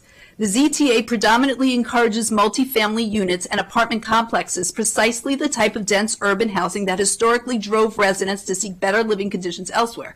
Let's talk about affordable housing, but affordable housing at whose expense? You're giving substantial tax breaks to developers whose lost revenue will come from existing residents.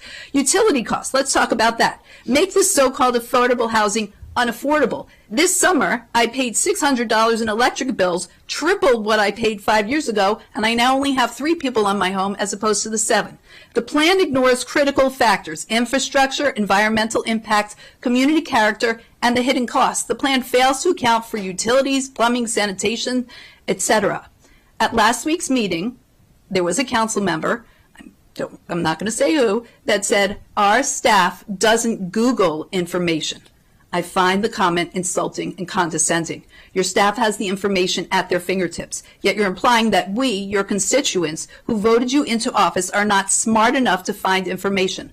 On the contrary, we're doing double the work to ensure our neighborhood's protection, figuring out vernacular we're not used to, and reading through backward legal terminology.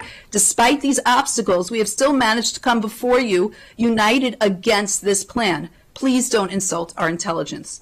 I urge the Council to pause the ZTA plan and adopt a more balanced approach that ensures infrastructure development keeps pace with growth, preserves neighborhood character, and addresses total affordability. Thank you. Thank you to this panel. Our next panel includes Caroline Namro, Barbara Winnick, Catherine Lucas McKay, David Schneider, Jeremiah Pope, and Monica Reyes.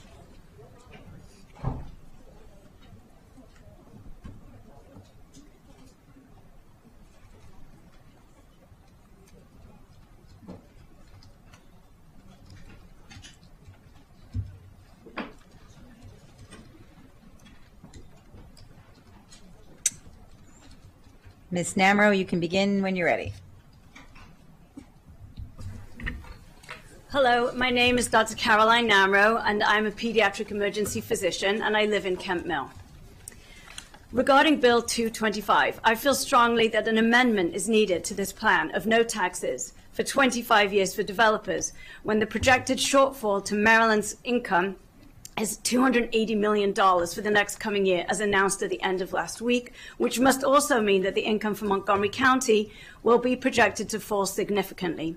And as property taxes have increased in Montgomery County in 2023 by 4.7%, and people's property values have been evaluated as being approximately greater 20% in 2025, the burden of paying for the shortfall in income in Montgomery County will inevitably be placed on the shoulders of all the homeowners in the county. So therefore, an amendment to any tax relief to developers must be significantly less than 25 years.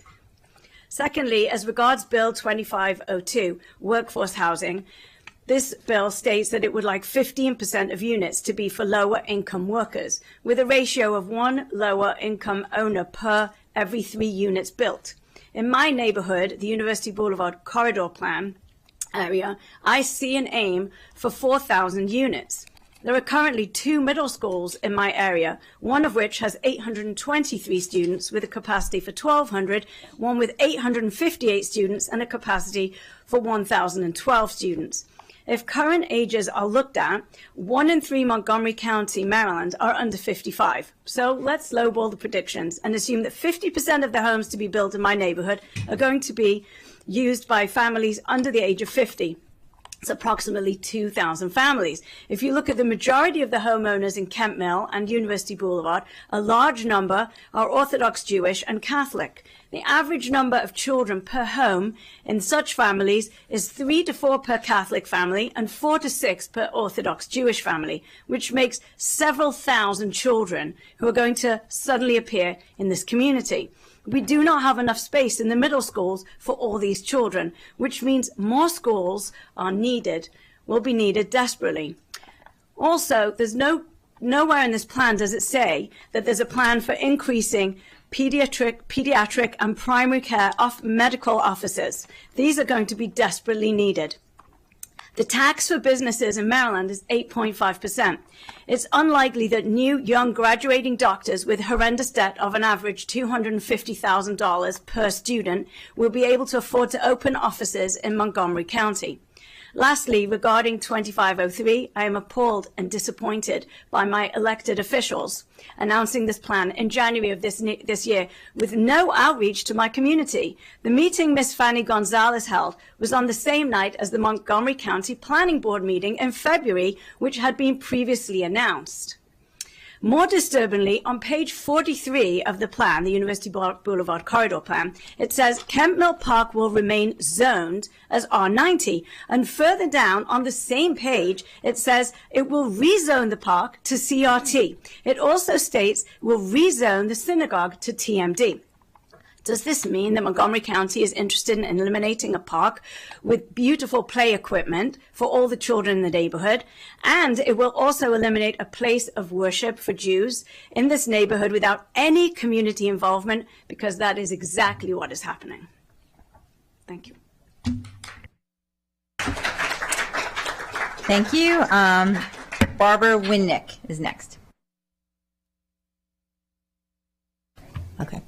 President Stewart and members of the council, thank you for the opportunity to testify about ZTA 2502. Hi, hello. My name is Barbara Winnick, and I have lived in Chevy Chase Village for more than 42 years, and more than 30 years in my current home at 5804 Connecticut Avenue. My property and location are unique, and I am very grateful to own and inhabit my home and live in this beautiful neighborhood with wonderful neighbors. For context, my home was built in 1892 for the vice president of the Chevy Chase Land Company, Edward Stellwagen, and occupied by land company architect Leon DeSez. It was one of the first 5 cottages built in Chevy Chase to attract buyers by showcasing the land company's residential design standards, and mine was the first one to be occupied. For some time, the house was named the Lodge and used by the Chevy Chase Hunt Club, which is now the Chevy Chase Club. The house is designated as an outstanding resource in the Chevy Chase Village Historic District. And I understand it could not be demolished to build workforce or other multiple family housing. However, and I have an attachment that I'll put in the testimony, my house is in a unique location. My neighbors at 5800 and 5808 are listed as non-contributing resources in the historic district. Okay, that means these houses could be demolished and redeveloped as workforce housing. It may also be that adjacent properties could be assembled with the 5800 Connecticut Avenue property and the existing houses on those adjacent lots demolished with even more space for multiple units, because I'm in the middle between those facing my property, surrounding my property.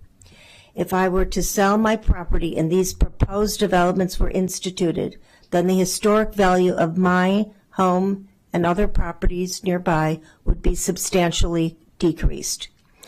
And the beautiful properties would be overshadowed by potentially 2, 3, 4-story buildings. The properties next to mine at 5800 and 5808 Connecticut were originally built part of my home's property, and I believe had been sold sometime in the 1950s, along with many other properties on Magnolia Parkway. And you have to look at the picture, but as I was saying, my home doesn't front on Connecticut Avenue, even though it has a Connecticut Avenue address, but instead faces the rear of the other houses. And if I would be in the rear between all these high buildings, it would just be a shame. So, thank you for your testimony. Ms. Lucas McKay, thank you. My name is Catherine Lucas McKay. I'm here in part because I own the type of home that this package would expand, a modest townhouse on the edge of a single-family neighborhood. We don't have many of those, and mine is 40 years old. We could use some more. I'm also a member of the Silver Spring Citizens Advisory Board. I'm here tonight speaking only for myself as an individual, but I mention it because I have heard from hundreds of neighbors over the years of service on the board, and I know that there's a deep desire within my community for more housing like what I am lucky enough to have.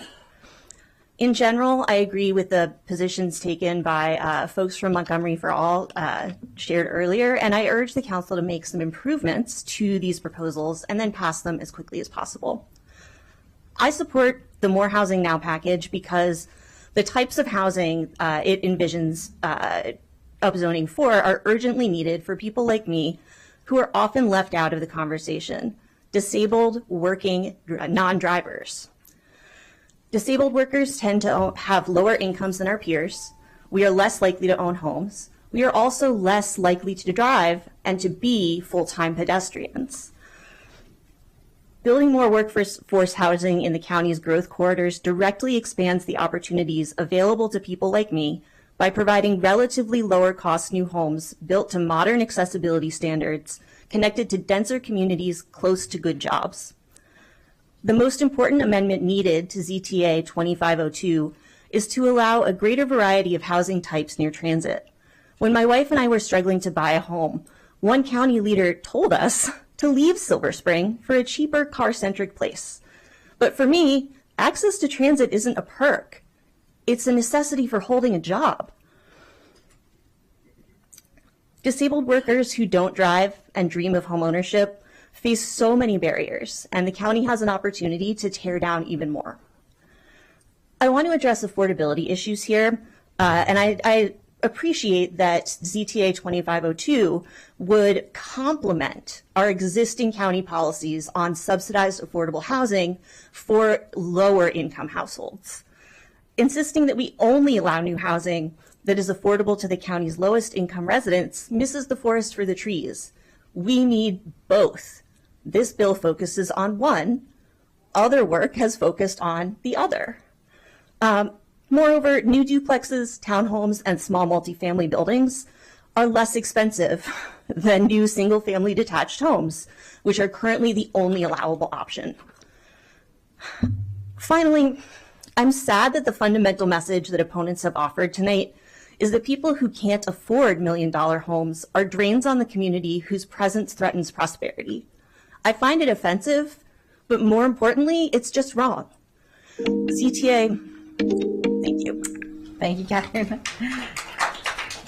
All right, next we have David Schneider. Good evening, and thank you for your time. My name is David Schneider, and I live in Silver Spring, Maryland. I don't have written testimony, but what I would like to share with you tonight is the view from my kitchen window. What you'll see in the foreground is my kitchen sink, and then in the background is a White House here that was about a 1920s bungalow, about 1,200 square feet. It was sold for about $780,000 last year. A little blue house right over here peeking up. Used to be a house about the size of this bungalow. It was torn down, and what was built was a $1 million home, over $1 million now. I think it would have been nice if the developers had at least had the option of building a duplex or a triplex instead of a multi-million-dollar house. But what can you do? Chevy Chase has spoken. In the back here is what I really want to talk about is the Silver Spring Towers. So the Silver Spring Towers are about 400 apartments. They start about $1,400 a month. I look at it every day. I guess to some people it's a looming monstrosity, but like I'm fine with it, right? It's giving people an opportunity to live in my community near downtown Silver Spring, near Metro. I've lived in Silver Spring for 20 years. Many buildings that maybe not this big, but much bigger than what we're talking about today have built up. And I'm here to tell you it's been a great place to live. The streets haven't been overrun by traffic. I sent my kids to the public schools. They were good schools. A lot of the things that I wonder if people, when they think about duplexes, they're thinking about something this big in your mind. If I can live next to the Silver Spring Towers, I think some of my neighbors can live next to duplexes or triplexes. I've been listening to a lot of the testimony. I guess since I'm a homeowner and I'm over 50 and I've got the gray hair, I should, want to roll the drawbridge up behind me. But I don't want to roll the drawbridge up behind me. I want to welcome more people into my neighborhood. I want to say yes in my backyard. I want to say more housing now. I am saying more housing now. And I would encourage you to support it, and I support a lot of the amendments that my More Housing Now supporters have also voiced. Thank you. Thank you. Mr. Pope? Good evening. Good evening, Council President Stewart, Vice President Juando, and members of the council. My name is Jeremiah Pope, and I'm a nearly 20-year resident of the eastern part of Montgomery County, currently living in the Silver Spring area with my family. Not only am I a community member and taxpayer, but I'm also a local activist, deeply committed to increasing access to opportunity for all residents in the county. I fully recognize the pressing need for affordable housing. However, I'm testifying today with concerns regarding certain elements of the More Housing Now package. There are several aspects of this legislation that I strongly support, including the budget amendment that will double the county's investment in home ownership assistance, as well as ZTA 25-03, which proposes an expedited approval process for projects that convert high vacancy commercial properties into residential use. These are positive steps, and I appreciate the effort to address the housing crisis, which, as we know, is a complex issue. Trust me, I understand that change is never easy. However, while the intent behind this legislation package is commendable, I have concerns about its logistical and financial soundness. For example, ZTA 25-02 fails to address the lack of infrastructure along major corridors in the county. Specifically, it would impact service roads, such as the 20-foot wide service road along New Hampshire Avenue in Hillendale, which stretches from Rupert to Messini. Adding housing density to this road could eliminate crucial on-street parking and exacerbate already limited vehicle passage. Moreover, I find the 25-year tax abatement in the Office to Housing Pilot Bill 2-25 to be excessive. While I understand the need to incentivize developers, given the county's limited resources and the scale of this project, offering such a lengthy tax break seems financially unsound.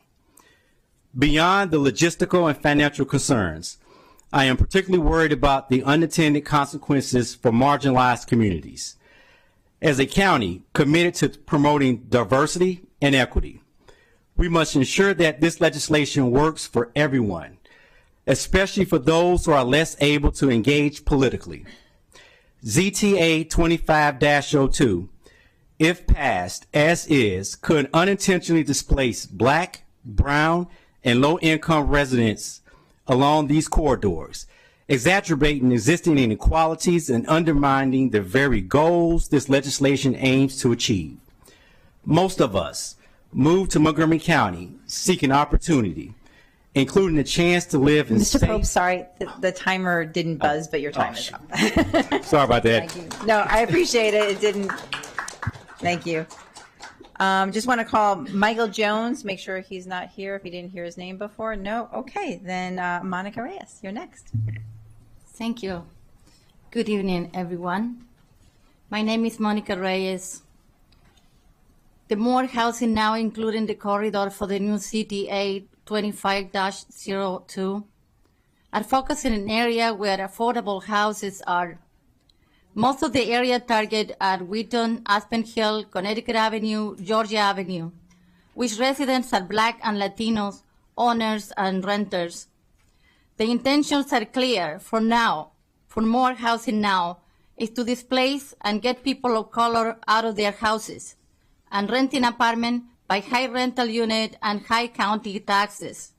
For this reason, more houses now seem to be discriminatory, racist in nature, promoted by government officials and special interest groups. The More House Now promoted housing for workforce. Reality is all this proposing is market rate prices, no affordable again, as much as some council members seem to say the contrary to the public. The More Housing Now, this document is written, is unclear and lack definition and clarity about the corridor's location.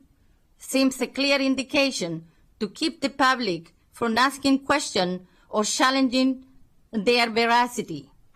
The More House Now is proposing a developer giveaway if they convert their office building into housing with the minimum of affordable housing with a minimum of 15%. The mostly will be market rate. For 25 years, the tax abatement for the developers. How this tax will affect the residents of the county?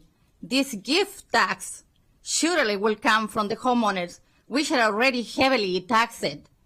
This tax giveaway is a terrible option for the resident and the economy of the county. The More House Now document will not provide, surely not providing affordable housing.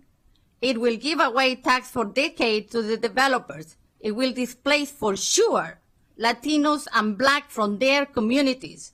We, Latinos and Black, are not disposable citizens. We don't deserve these disparities from the county planning and 6 council members. Thank you for your consideration. Thank you. Thank you for the panel. Those are all the in-person testimony we have on this CTA. We'll now go to our virtual participants, and we have Ellen Godbois.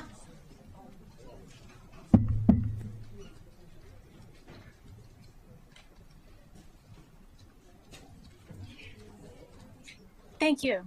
Sorry, my name is Ellen Gadbois. Can you hear me all right? Yes, we can hear you. Great, thank you. Thanks for the opportunity to speak tonight. I am speaking generally in favor of the ZTA, although certainly folks have raised some concerns tonight that I imagine the council will take into consideration. But my comments really focus on support for more housing options to enable people at different income levels and different stages of life to be able to choose and to live in neighborhoods, ideally throughout the whole county. I think we have more vibrant and understanding communities when we are not living in socioeconomic or age-specific bubbles. But this is my middle-aged viewpoint. People like me are not the future of this county. I urge you to seek out and listen to the young people. So we should be working to attract and keep them with fresh education and training to build their careers and their families here and energize our neighborhoods. I noted in the report from the County Economic Development Corporation and Montgomery Planning that from 2013 to 2023, we lost 10% of workers aged 25 to 34.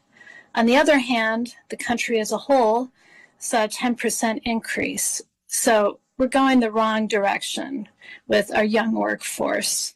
And people have already talked about home values. It's clear we need more housing, less expensive housing, and more types, including duplex and triplex units, which are going to create less sprawl than going further out if you don't have those kinds of buildings. And I think we need them throughout more neighborhoods in Montgomery County. We've heard people making predictions about traffic tonight, and I hope they consider the proposals underway for bus rapid transit lanes and other non-car transport. It does seem to me that most cars per household go with the big single-family homes. So bottom line, this county risks losing our own kids and vibrant young people if we don't create more affordable housing throughout the county. And I think our neighborhoods and communities will benefit from that. Thank you. Thank you. Next, we have Alan Myers. Alan Myers. Good evening. My name is Alan Myers. I'm president of the Maplewood Citizens Association. I got to echo some of the comments I heard earlier about rushing this. Our normal meeting date would have been March 19th. So we hurried up and had a Zoom meeting on March 5th of the neighborhood, which doesn't always draw as many members. But at that meeting, the residents who did attend expressed support for the plan because it included optional method, and they do not want to see, as of right, optional method proposals would allow us to address issues such as parking situations and stormwater management. The big concern for us is the map itself. It's not reflective of what would actually be built here. If you look at our streets, and we're in just north of NIH with Rockville Pike on our east side and Old Georgetown Road on the west side, there are only about 7 or 8 homes that could be developed there. The remaining parcels are occupied by institutional use, schools, senior citizen center, and so on, the YMCA. They are not going to change. So if you're going to put a map out that shows where you think it's appropriate for this housing to be built, make the map actually reflect what will be happening. Those properties, when they are developed, it'll be many years in the future, and we won't be talking about more housing now and this type of development. We'll be looking probably something entirely different. I think I could delineate those more if you want, but I think that for now, that'll conclude my testimony. Thank you. Michael McKee.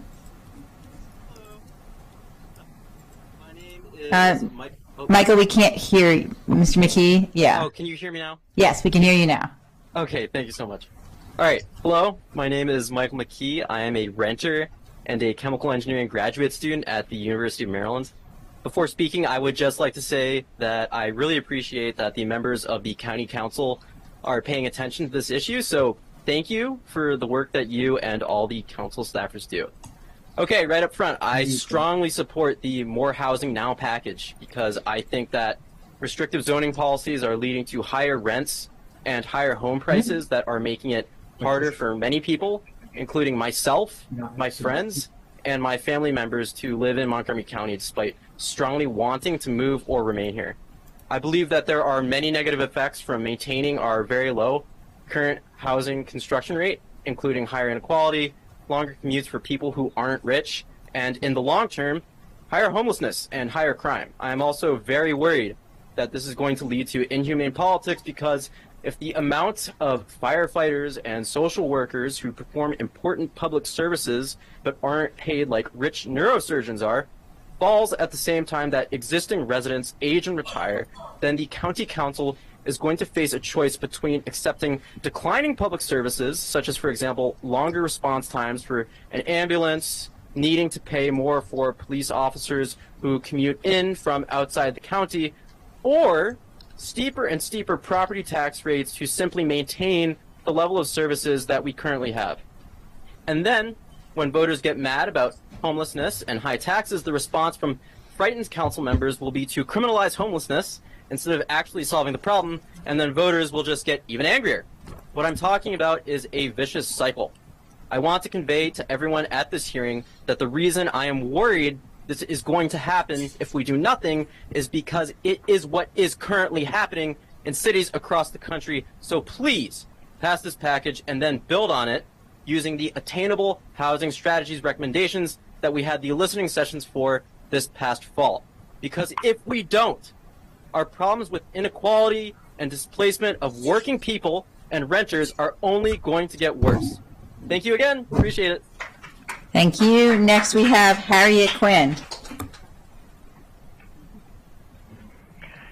Good evening. Thank you, President Stewart, Vice President Joando, members of the Council, for this opportunity to speak. I appreciate the ongoing work trying to address housing issues, affordability, and paths to homeownership. I do have some questions and concerns. I'm a resident of one of the 5 neighborhoods in the area of Four Corners in eastern Silver Spring. The borders to my neighborhood include University Boulevard and Colesville Road, 2 of the corridors in the CTA. Most of the lots affected in the ZTA are in the eastern part of the county, which is one of the more affordable places in the county. Our community has been trying to understand the proposals in the University Boulevard plan, which proposes upzoning over 500 existing homes to the commercial residential zone. These are some of the most affordable homes in the area. People were already concerned about displacement, so the introduction of this proposal without consultation has caused a lot of confusion. Unfortunately, residents found out about it through social media, not by any notification process. Our neighborhood association hasn't had sufficient time to review and discuss the details with residents in order to form meaningful responses and testimony, and I respectfully request that the council pause work on the proposal, especially during this time of great uncertainty in our region. I also have 3 additional requests. Number 1, that in the meantime, please send notification to all affected property owners regarding the proposed changes to their property, along with an explanation about the proposal and how it interacts with the University Boulevard plan. Number 2, please provide the impact analyses of the proposal regarding school capacity, transportation, public health and safety, water and sewer, and stormwater management.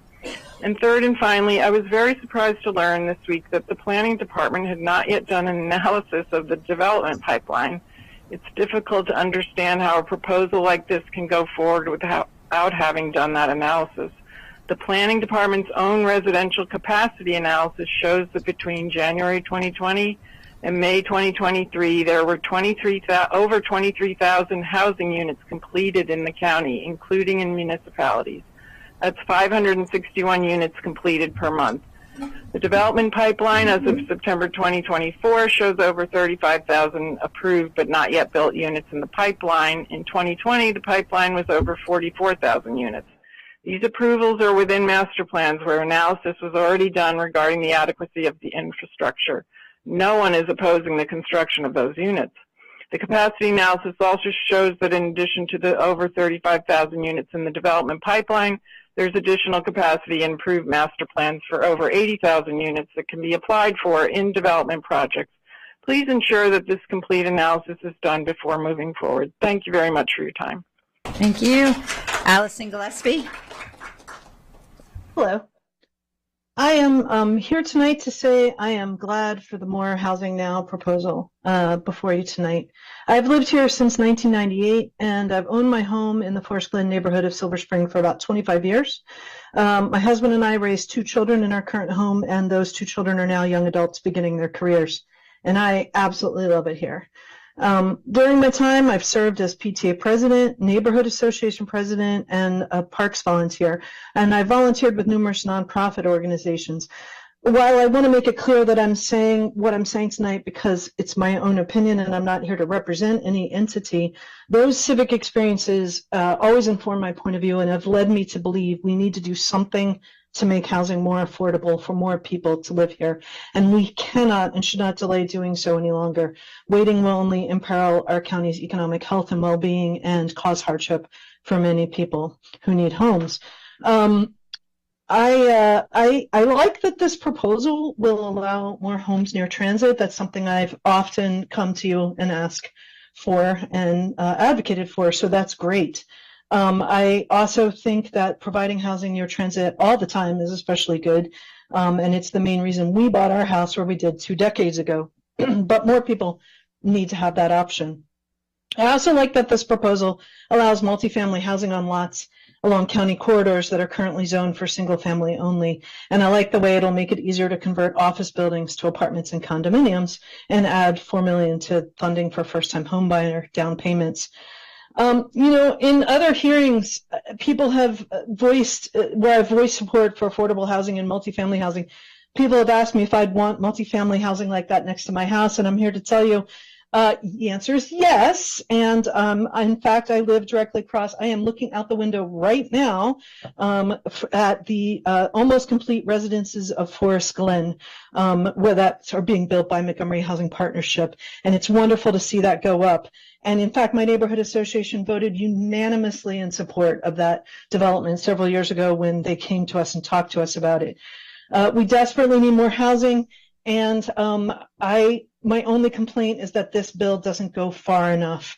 I'm a little bit sad this wasn't the solution I was dreaming of, but I want you to go farther and think as big as you possibly can for the future of this county. I'd like to just say in closing that it always surprises me that we prioritize a few people that already live in a place, maybe 4 or 5 people, over the 400 or 500 that could live in a place. I think that speaks volumes about what value we make about people's worth in our community, and I really don't think that's good for our future. So think of everyone and build more housing. Thank you. Norman Rosenthal. My name is Norman Rosenthal, and I live in the Lux Manor neighborhood of North Bethesda, just off Old Georgetown Road, and I've been here for almost 40 years. I've talked with many of my neighbors about this latest iteration of the housing initiative, and the great majority agree with me about the following problems with it.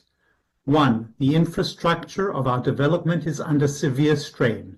There have been extensive water problems in the neighborhood for years, including severe flooding, and adding buildings, especially multiplexes and apartment complexes, without making major infrastructure changes before any building changes occur is a formula for flooding, especially given the severe climate changes observed in recent years. Second, traffic and parking are also a major problem for us, especially as we have 2 large schools in our development, Lux Manor Elementary and Tilden Middle School, as well as 3 smaller schools. All our roads are narrow with only 2 lanes and no sidewalks, which is a formula for overcrowding, accidents, and injuries. To mitigate these undesirable consequences of greatly increased traffic, I would like to see clear wording indicating that traffic from the newly developed multiplexes, etc., will have to exit onto the main arteries, not into the developments themselves. Also, I ask that the current restriction on parking spaces provided in the new housing units to 1 per unit be increased to 2. Otherwise, the Act is a formula for increasing street parking on narrow lanes. After all, how many families do you know that have only 1 car? 3, these are all major causes for concern, especially since no infrastructure accommodations have been included in the proposed bill. Before this bill can even be considered, such infrastructure changes would need to occur, which is a necessary part of proper development. For all these reasons, I respectfully submit that Amendment 2502 is not ready for prime time. Thank you.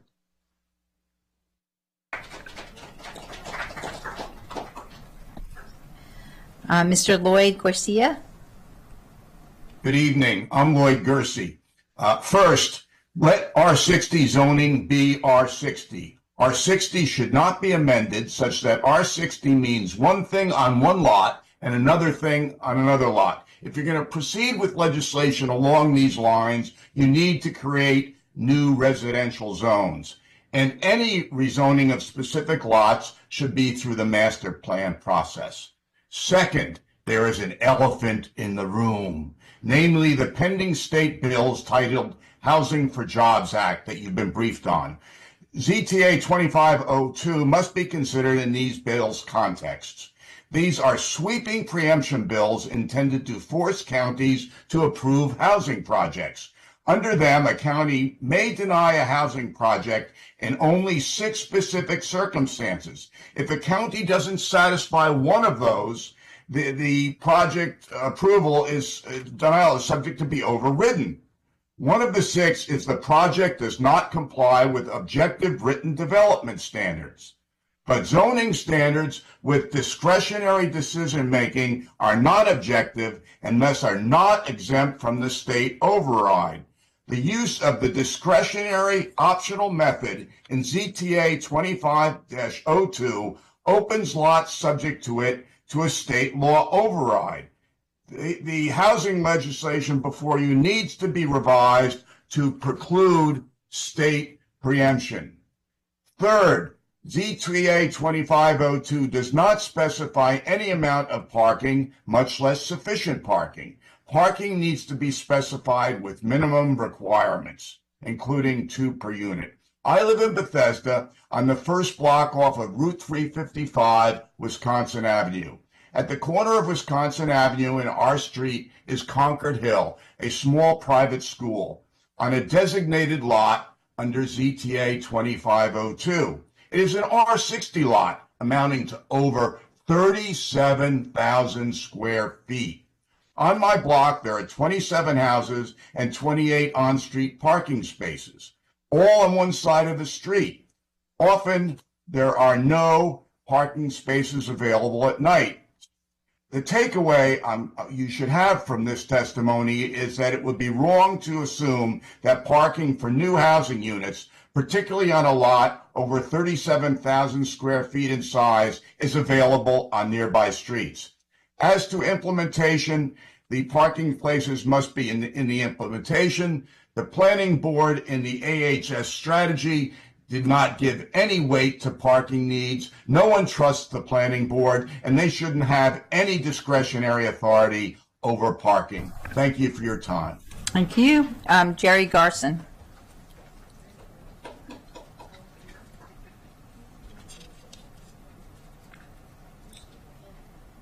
Oh, he's on here.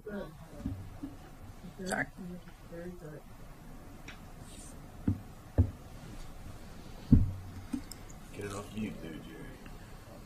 I think I'm finally unmuted. You're good. We got you. I am Jerry Garson speaking on behalf of the Seven Lock Civic Association, Inc. on zoning text amendment ZTA 2502 and opposed to it. We are concerned on the impacts to our local neighborhoods. We have been told that in Regency Estates, the entire sewer system has to be replaced due to the over 60 years old system, according to WSSC, but it cannot be done this coming fiscal year. Our electric and natural gas mains are beyond their projected life. We continue to have gas leaks in the area, many in the last few weeks. We should have sidewalks before any ZTA is passed. The impact in Regency Estates, where there are over 3,000 residents live, which is zoned R90, is as follows. The proposal will permit duplexes, triplexes, and townhouses to be built, and they only require 1 parking spot per unit. This can result in more on-street parking. It will also overburden the sewer system, which has to be replaced in the next few years. According to WSSC, we're now getting the 100-year rain regularly. All the main roads in the Seven Locks region are above capacity. I-270 and I-195 have heavy congestion 7 days a week, and the traffic from them are diverted to Seven Locks Road from River Road to Montrose Road 6 days a week. How can we say that we have adequate public facilities by adding additional residents? Winston Churchill High School still has portable classrooms. A ZTA is not the correct way to add additional housing.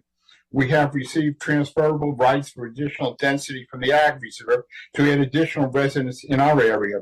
Maybe we should build the additional housing in the Ag Reserve where cheap land is available. Yes, they would need infrastructure, but in the Seven Locks region, we do not have adequate infrastructure. You can look at the property like on Glen Road, where 114 acres are valued by SDAT at $25,000 or $218.23 per acre. This is where you can build affordable housing, not in locations down county where land is valued at over $1 million per acre. According to the Maryland State Department of Assessments and Taxation, the increasing interest rates have had no impact on the housing prices. They say that single-family houses will last 180 years and that air conditioning is not needed in houses. And the air conditioning systems will last for 190 years. This is some of the reasons why we have affordability problems in the county. Thank you for the time. Thank you very much. Next, we have Brandy Pambach. Thank you. Good evening. My name is Brandy Pambach. I'm a resident homeowner in Montgomery County. Tonight I'm speaking as an individual, but I do volunteer with Montgomery for All. I previously have rented, owned a condo, and I currently own a single-family home here. I was not born here, but I chose to live in Montgomery County due to its diversity of people and housing stock, job access, schools, parks, and transit systems. Our county is experiencing a housing affordability crisis that prevents others from choosing to live here, even those that work here. The median priced home in our county now requires twice the median household income in our county, and that's not sustainable. Any policy that increases the number of housing units will increase housing affordability. I strongly support zoning text amendment 2502, the workforce housing development standards. I think it's a great step forward to increasing affordability, though due to its scope, I think its impact is likely to be modest. I think there's also a few ways that the county council should consider tweaking the ZTA to improve its effectiveness. First, I think the county should consider having the ZTA also apply to areas within a half mile of Metro Rail, MARC, and Purple Line stations, in addition to the growth corridors. Second, some corner lots located in corridors that are part of the ZTA, at least on the map that was provided, are currently excluded from it based on the map that was posted. And this seems to affect those that are on a side street rather than the corridor itself. And these corner lots should be included. Lastly, I'm strongly supportive of the Workforce Housing Opportunity Fund, and I urge the council to support $4 million in new HIF funds as opposed to using HIF funds that are already located to other programs. And I just want to applaud the county council and in particular council members Freeman and Fanny Gonzalez for introducing policies like ZTA 2502 that are working to increase housing affordability and create more homes for working families. Families that work here deserve the ability to live here as well. So I urge you to pass the ZTA and continue to work to create more housing supply and attainable housing. Thank you. Thank you very much. Next, we have Dale Ingrid Barnhard.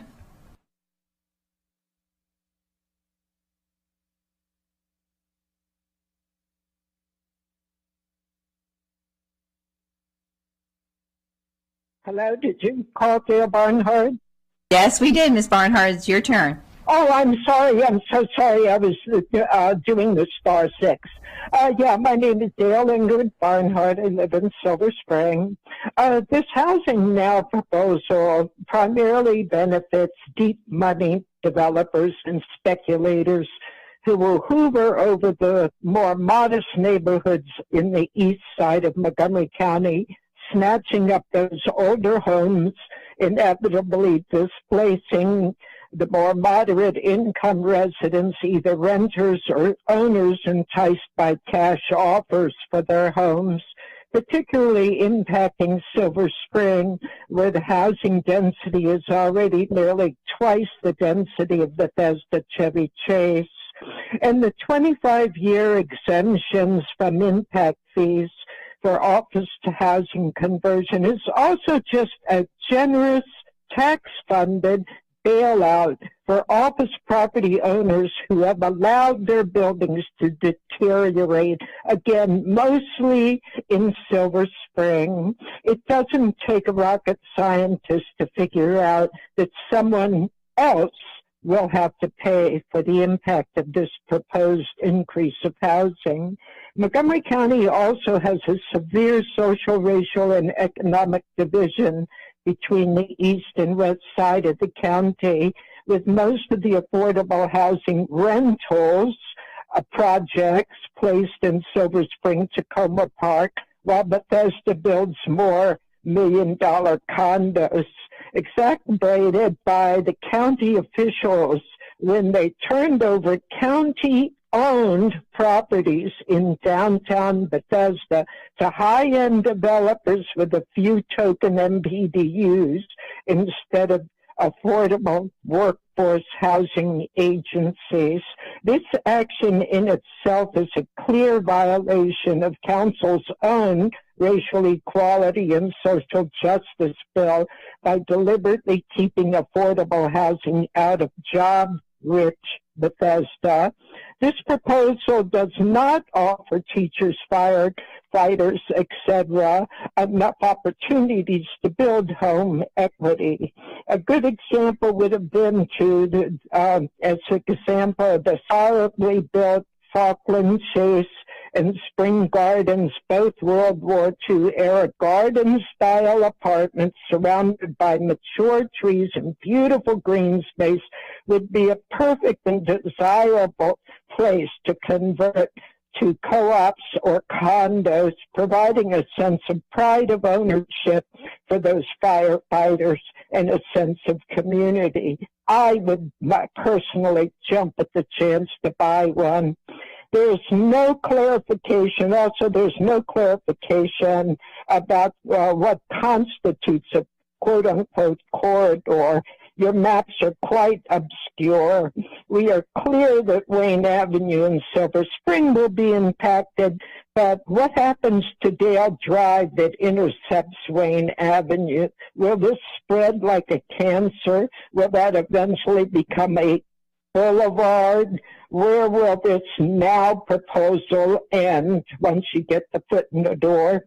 This plan is sloppy at best and poorly thought out, and too many questions and concerns are not being addressed. I attended 2 recent meetings, one in Somerset off Wisconsin Avenue, where not one council member showed up to speak, and another meeting at Kensington Town Hall where council members handpicked very carefully edited, written, quote-unquote, questions to suit their own agenda. This is the epitome of deception. Residents have a right to ask questions, and this housing now proposal has way too many uncertainties. Thank you.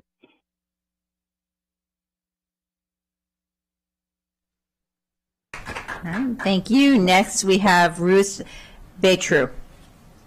Good evening, everyone. Thank you for the opportunity to testify today. My name is Ruth Betru. I have lived in the Oaks community for almost 20 years. I will be directly affected if the buildable area proposed on Old Georgetown Road near the corner of Old Georgetown and Lux Lane occurs. There are many reasons why I'm speaking today. The number one reason is safety. Safety is our number one priority. We're all parents, have kids in the area, and I have lived here for a long time. The potential wall removal to add the buildable area in our proposed area jeopardizes the structural integrity of the neighboring properties and poses serious safety risks to nearby residents. As I stated earlier, my home is directly parallel to the buildable area. The wall that is being proposed to be removed to add the building area will leave us with no protection from traffic and noise in the area. The wall is essentially a sound barrier. The existing wall functions as a crucial sound barrier, mitigating noise pollution from busy roadways, enhancing the overall quality of our lives in the area.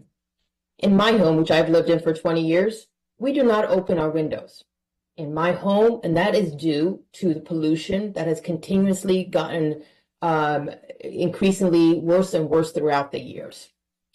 This bill will only make the noise pollution problem worse.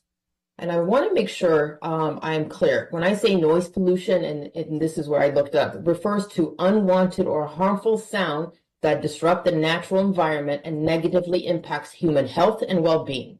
It is typically caused by various sources such as traffic, industrial activities, construction, and other urban developments. Prolonged exposure to noise pollution can lead to multiple health issues, including stress, hearing loss, sleep disturbances, and cardiovascular problems. We in this family have already experienced some of those items. There's a retaining pond in our neighborhood. The retaining pond in our community was built for only 30 homes. The infrastructure of more homes in the same pond will cause drainage and infrastructure issues. The existing pond could suffer adverse effects, further compromising our local ecosystem. We also have ground stability concerns that have not been studied. The soil is unclear at this moment because no studies have been found whether new construction will be able to be handled on the property. Currently, we are having flooding issues. Residents at the base of Rosemont Circle have already faced flooding issues due to inadequate infrastructure. Additional building would only exaggerate the problem. We also have utility complexities that have not been considered. When the Oaks community was built, gas lines were embedded underground and utilities. Thank you so much, Rita. You can please submit your, okay. Next we have Stacy Band. Hello. My name is Stacy Band, and I'm here tonight representing my condo association, Bradley House, located in Chevy Chase, Maryland. We are deeply concerned about these ZTA proposals, particularly the zoning changes. Bethesda and Chevy Chase are already awash in new development with plans to lift the density cap in Bethesda. We do not have a housing development shortage. We have a pipeline issue. With current building developments, residents must deal with high traffic, closed sidewalks, blocked roadways, and endless construction. Our schools are overcrowded, and our county research has found that public transportation cannot handle an increase in our local density. We also need a new traffic study to assess the full impacts and feasibility of doubling the population of downtown Bethesda. County planning's school enrollment estimates also wildly miss the mark. Bethesda Elementary is back to using portable trailers because the enrollment counts are so off. Silver Creek Middle School is already over capacity, and Bethesda Chevy Chase High School is a few students away from capacity. It is not possible to shift school and cluster boundaries every few years to try and compensate for poor counting. Planners have said they assume almost no impact on schools from students coming from apartments and condo buildings. In our building and across Bethesda, that is not remotely true. We are seeing the impact of these disparities now in our student test scores and learning outcomes. Schools do not have the staff required to provide adequate special education services, and elementary school classrooms routinely have near 30 students. There are also no provisions in these ZTAs for basic amenities. Our residents already lack the most minimal green space. Exactly 0 new parks have been built since the major redevelopment of Bethesda began more than 10 years ago. The ZTA proposals will only add to this problem. No thought has been put into the consequences for our young people by putting development first and schools and the environment last. We all agree that Montgomery County residents need more affordable and workforce housing options, but there are already properties in the county that are underutilized, and strategic development could revitalize these spaces and include amenities that residents want and need. Haphazard and scattered planning with multiple initiatives, often working at cross purposes, isn't creating more options. It's creating a mess, and the burden will fall on residents. We want solutions just as much as you, but we want solutions that work. Please listen to us, please read our comments, and let us be part of any changes. Thank you. Thank you very much. Next, we have Bracha Orlansky. Hi, my name is Bracha Orlansky, and I've been living in Kent Mill for 13 years. I oppose the plan. We all agree that we desperately need affordable housing in Montgomery County, but this is not the way to do it. I am appalled at the lack of transparency, the way this plan moves forward quickly without input from the residents, the lack of research, the lack of site plan review, and the lack of concern about having the infrastructure in place to support the additional residents. Sadly, this plan will not even help the working class for whom it is claiming to provide affordable housing. As stated earlier tonight, it is a myth that this ZTA will provide the affordable housing that it claims to provide. We cannot afford to have our property taxes go up to compensate for the tax break the developers will enjoy for the next 25 years.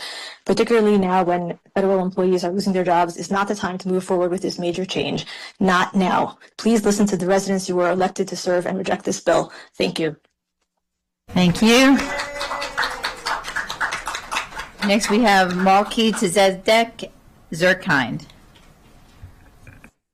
So, my name is Malki Tzedek Zerkind, and I oppose the housing now. It will create more traffic.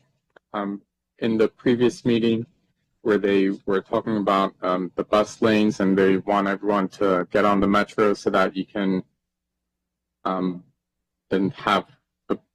move more people along the corridors. I looked up, it would take me over 4 hours to get to work, and I would need to leave the night before. That's not sustainable. This plan gives tax breaks to developers, and it's going to cost the homeowners and the residents more for the next 25 years. Infrastructure does not exist to include so many more people in the area. If the infrastructure did exist, I'd be happy to put up more buildings. This design was carefully designed to break up existing communities, and it also does not include for any safety measures for the residents. Lastly, it is clearly against families, just like the water bills in this county, where families and multi-generational residences pay more for water than everyone else. So too this bill is against families, and I oppose this bill. Thank you. Thank you very much. Those are all the comments for this ZTA. Thank you for the feedback on this item. The public hearing is now closed. We'll move to item 15, is a public hearing on zoning text amendment 25-03, expedited approvals, commercial to residential reconstruction. The ZTA would create a commercial to residential reconstruction use, provide an expedited approval process for that use, and allow reallocation of the FAR in certain employment zones. A Planning, Housing, Parks Committee work session is scheduled for March 24th, 2025. Those wishing to submit material for the Council's consideration should do so by the close of business March 24th, 2025, and the Council will continue to accept correspondence after this date. As a reminder of our public hearing testimony guidelines, your comments must be limited to issues relevant to the public hearing topic for which you are testifying and are appropriate for the public meeting. You will hear a tone when your time is up, and we appreciate everyone abiding by their allotted time. Our in-person panel is Robert Neuter, Carter Doherty, James Keller, Robin Moten.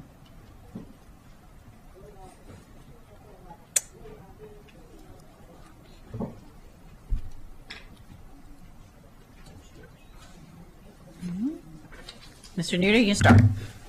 President Stewart, Vice President Joando, and council members, thank you for the opportunity to testify today in favor of the More Housing Now package and the expedited permitting procedures that it includes. I'm Rob Neuter. I live in Councilmember Friedson's district. I'm a member of the River Road Unitarian Universalist Congregation, active in the social justice group Action in Montgomery, and in my homeowners association. My family is a living example of the demographics surrounding the housing crisis.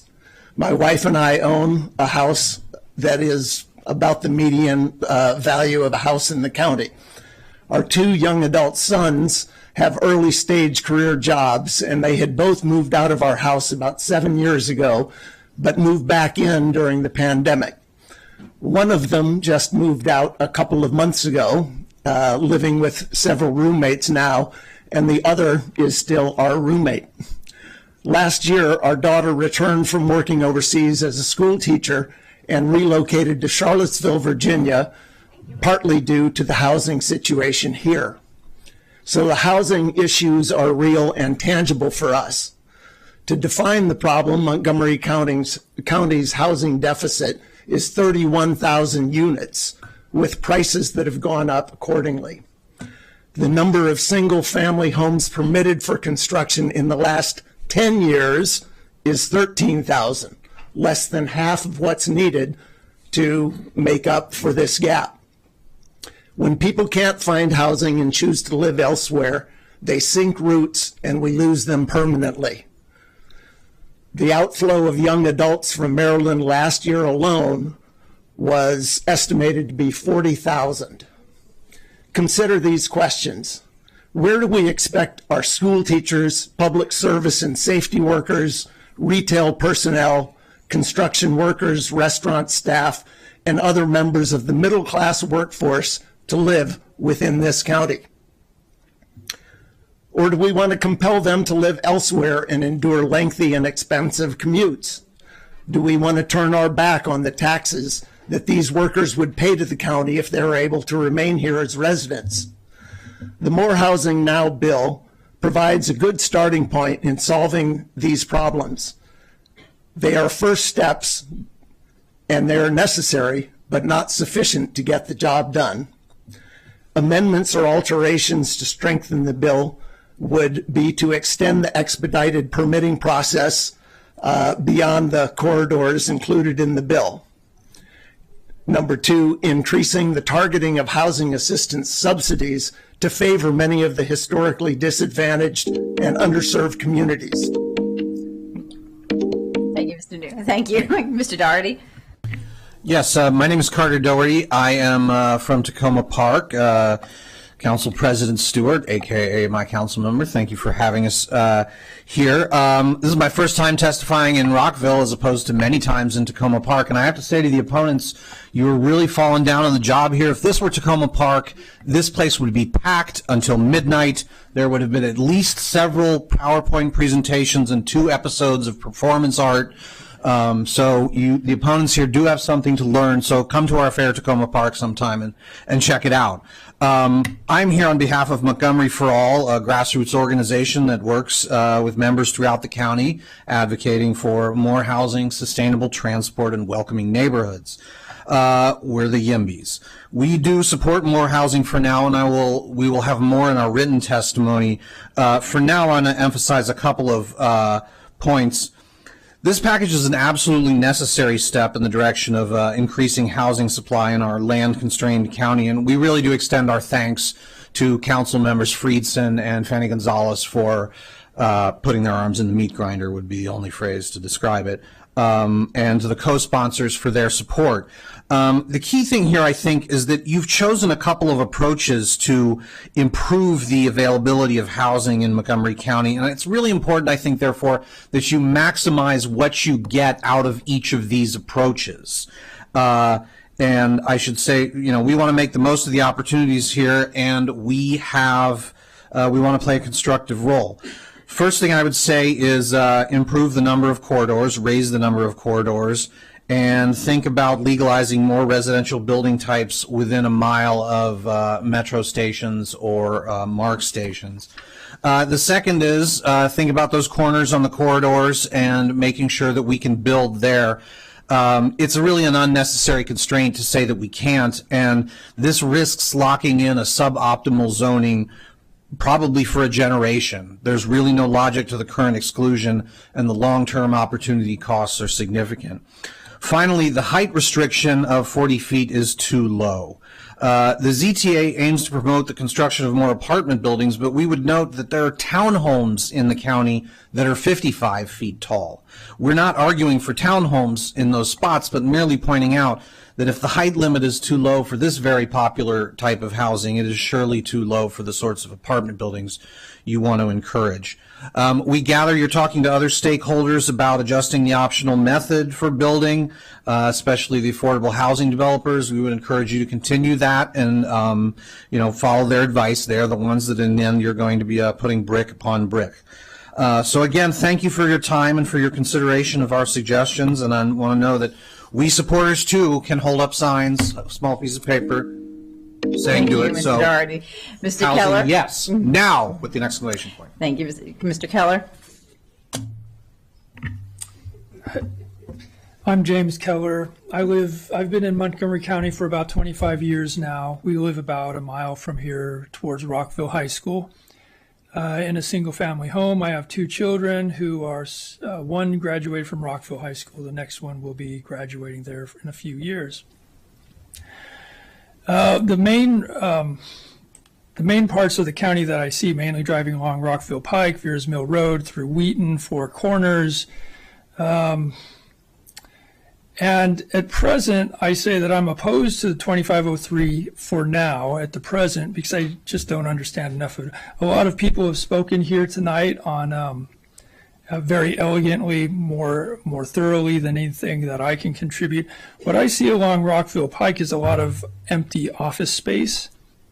So I had three main concerns as I was reading through the 100-word, 100-page PDF was, I'm a little concerned along the same lines as has already been spoken tonight of property owners who hold that vacant space. They've made business decisions and they're having troubles now. 10 years ago, Food and Drug Administration moved out. That left a lot of office space vacant. And certainly we want to see something done with the vacant space. But I didn't see how this, any of these amendments would actually reduce housing costs. And I started to feel like this is being advertised to help lower income people achieve home ownership. But it also seems to be almost an underhanded way to help out the landowners who are struggling with trying to use their property profitably. If there was some type of proposal about helping convert apartments into condominiums where people might be able to pay towards ownership, I'd be completely in favor of something like that. I don't know how to go about doing that. But that would not change the population dynamics in the county. It would not change traffic or demands on schools. And I'm really somewhat mystified. I don't know how many lower income taxpayers are needed to pay for a single salary for a police officer every year. Is that going to be 1,000 new people, 10,000? They're not going to be paying a lot of taxes into the county. We already have volunteer fire and rescue and pressures for school populations and so forth don't seem to be part of the plan here. So I think that this encapsulates my present position on the topic. Thank you. Thank you. Next we have Robin Moten. Good evening, because it's getting kind of late here. My name is Robin Moten, and I attended this afternoon's meeting trying to find out what is going on because I am a resident of the Georgia Avenue corridor. I was born here in Montgomery County at Suburban Hospital. I know some of you probably don't know about Suburban Hospital because it's no longer functioning as a hospital anymore. But that'll tell you something. I graduated from Springbrook. I returned to the area after retiring from the federal government in 2019. I chose to live in this area, Georgia Avenue, for several reasons. One being the convenience of the nearby shopping center and being on the bus line. It is also close to my elderly mother who lives in a senior building on Randolph Road. I left here this afternoon still not knowing exactly what is going on where I live. I feel like we're being kept in the dark on what's going on around us. What I did learn is how it will benefit a certain demographic. It appears that you all are wanting to plan, and forcing people out of their homes and displacing mainly people of color and low to medium income families. In my opinion, that's just corporate bullying because that's who's going to benefit from it. The two realtors who spoke in favor of it, they're going to benefit from it. Okay. The residents, there's over 33,000 residents of the Georgia Avenue corridor, with 73% of those residents being non-white or of Hispanic Latin origin, 45% Hispanic, 17.6 African American, and 10.6 Asian. This afternoon, I also learned about the 85 market rate apartments and the 50% workforce housing.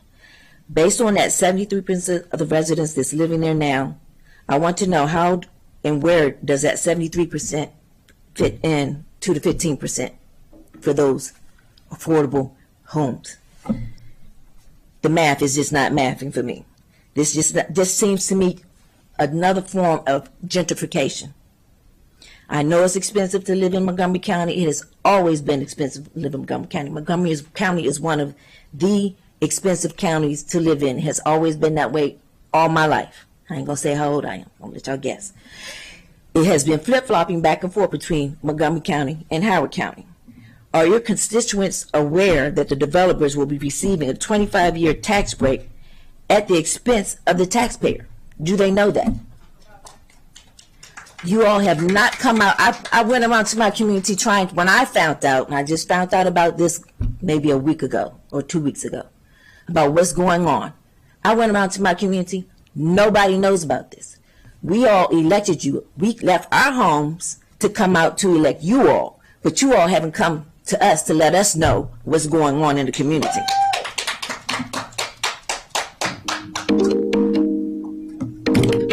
Thank you, Ms. Moten. That concludes the in-person testimony for this ZTA. Next, we'll go virtual to Joel Teitelbaum. Good evening. I hope you can hear me. We can hear you. Thank you. Council President Stewart and the council members, I feel appreciative to have participated for all these hours listening to other people testify, from whom I've learned a great deal. And I'd like to be optimistic, since I seem to be the last person on the list, and I suspect some of the fans have already left the stadium. What I would like to say is that I am in favor of the concepts of these more housing now. I'm in favor of the motivation of it in general. And it gives me pause as to the little level of preparation in advance. But I would like to address both the corridor front-facing housing and the conversion of office to residence housing issues or agenda items in another way. I've lived here a long time. I've left. I've returned. My children live here, my grandchildren. I'm what they call old, 85 years old. And yet, I can remember what it was like when I was young here. And what I've detected, and I'd appreciate if you'd listen to this, is that there's been a slippery slope for Montgomery County from being a metropolitan suburb of Washington, D.C. You've heard of Washington, D.C., which is a city, to becoming a pseudo-urban set of county places, rather than what it really has been, which is a group of neighborhoods scattered across the county, sometimes cheek by jowl, from inner to middle to outer, with different densities, somewhat different population composition, but nevertheless an ethic of suburbanism, not necessarily exurbanism. And I think the council is overlooking this idea of suburban neighborhoods in its ZTAs and development ideas. Not because there's developers that are greedy, they always are. Not because there are no people that are needy, there are many. What I am concerned about is the concept and the history of how this comes about. I believe this council, which I applaud for having a majority of women and a president as a woman for the first time ever, therefore has a chance to redeem itself from a somewhat checkered past.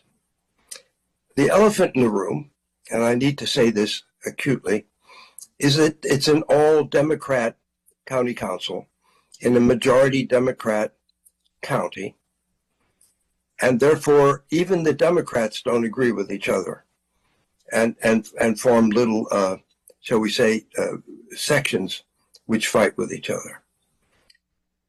Secondly, I would call that the elephant in the room, by the way, although it's a Democratic elephant. Secondly, this council and the councils before it, including some members of this council who were reelected or are to be, has a monkey on its back. I'm gone from elephant to monkey. And the monkey is the total loss of trust that was engendered by the corrupt and abusive planning board commission led by a disgraced planning board chair and commissioners and even the planning board director, who are all gone now. And they were gone in a scandal, which you well know about. And some of you were complicit in that scandal, those who were voting them in repeatedly and following their dictates. We now have a reformed county planning board, and maybe the planning directorate or planning director's office is not yet reformed enough. But the real story is we need a truth and reconciliation sensation from the council about what happened and how to correct these indignities that were voiced on the county. If you think the federal government lacks trust from the population, what's going on in Montgomery County lacks the trust of our suburban neighborhood communities. To restore it, you must get truth and reconciliation while you do new plans. You can do it by chewing gum and walking at the same time. Thank you. Thank you very much. Those are all the public testimony for this ZTA. This public hearing is now closed. Item 16 is a public hearing on subdivision regulation 25-01, administrative subdivision expedited approval plan. The SRA would create an administrative subdivision process for a commercial to residential reconstruction expedited approval plan. A Planning, Housing, and Parks Committee work session is scheduled for March 24th, 2025. Those wishing to submit material for the council's consideration should do so by the close of business on March 24th, 2025, and the council will continue to accept correspondence after this date. We have no speakers for this. This public hearing is now closed. Item 17, our last item for the evening, is a public hearing on expedited bill 2-25, taxation, payment in lieu of taxes, affordable housing amendments. This bill would establish a minimum payment in lieu of taxes for certain conversions of high vacancy commercial properties to residential use, establish the amount of the payment in lieu of taxes, and generally amend the law governing payment in lieu of taxes. A joint government operations and fiscal policy committee and economic development committee work session is scheduled for March 27, 2025. Those wishing to submit material for the council's consideration should do so by the close of business on March 24, 2025, and the council will continue to accept correspondence after this date. We have one speaker registered in person, Cornella Richardson. All right, you are it, and you're our last speaker for the evening. You win the award. They're not on. All right. Ms. Richardson, you take your time and get set, and whenever you're ready, you can start.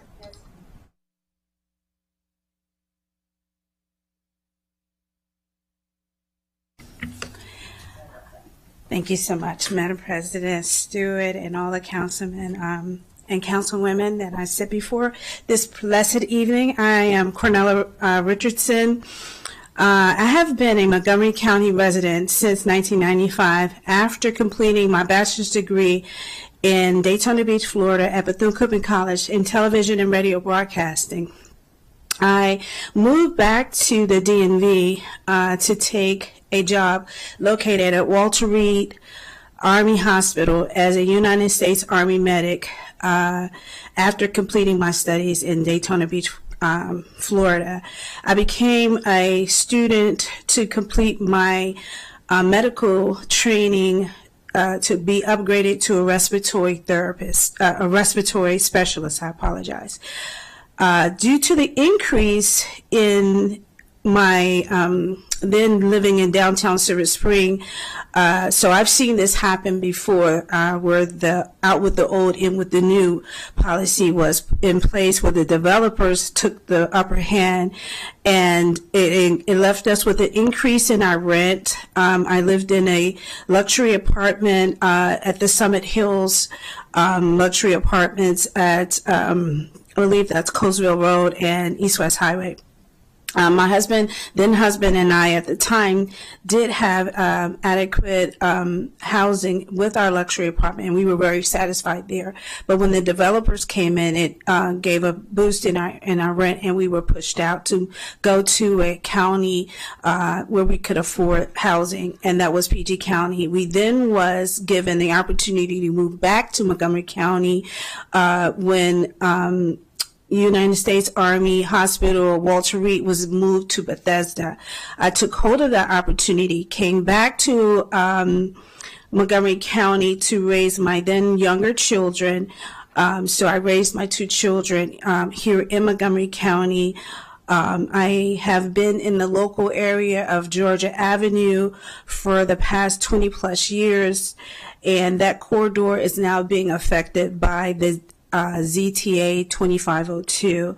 My children are now grown up and in college, but they anticipate moving back to this community. But how can they when their mom is still here and I am barely holding on to be able to afford the housing where I'm renting a townhome here in the Georgia Avenue corridor? I am facing displacement. I am directly being, I feel like, pushed out of my community for the second time in a row after being a Montgomery County resident since 1995. At this time, the plans that you all have are not including me. They're actually displacing me. And where can I go with relocation? Thank you so much for hearing me this evening. Thank you very much. Thank you very much, Ms. Richardson, for joining us this evening. That is our last public speaker for the evening. This public hearing is closed, and we are adjourned. Thank you, everyone.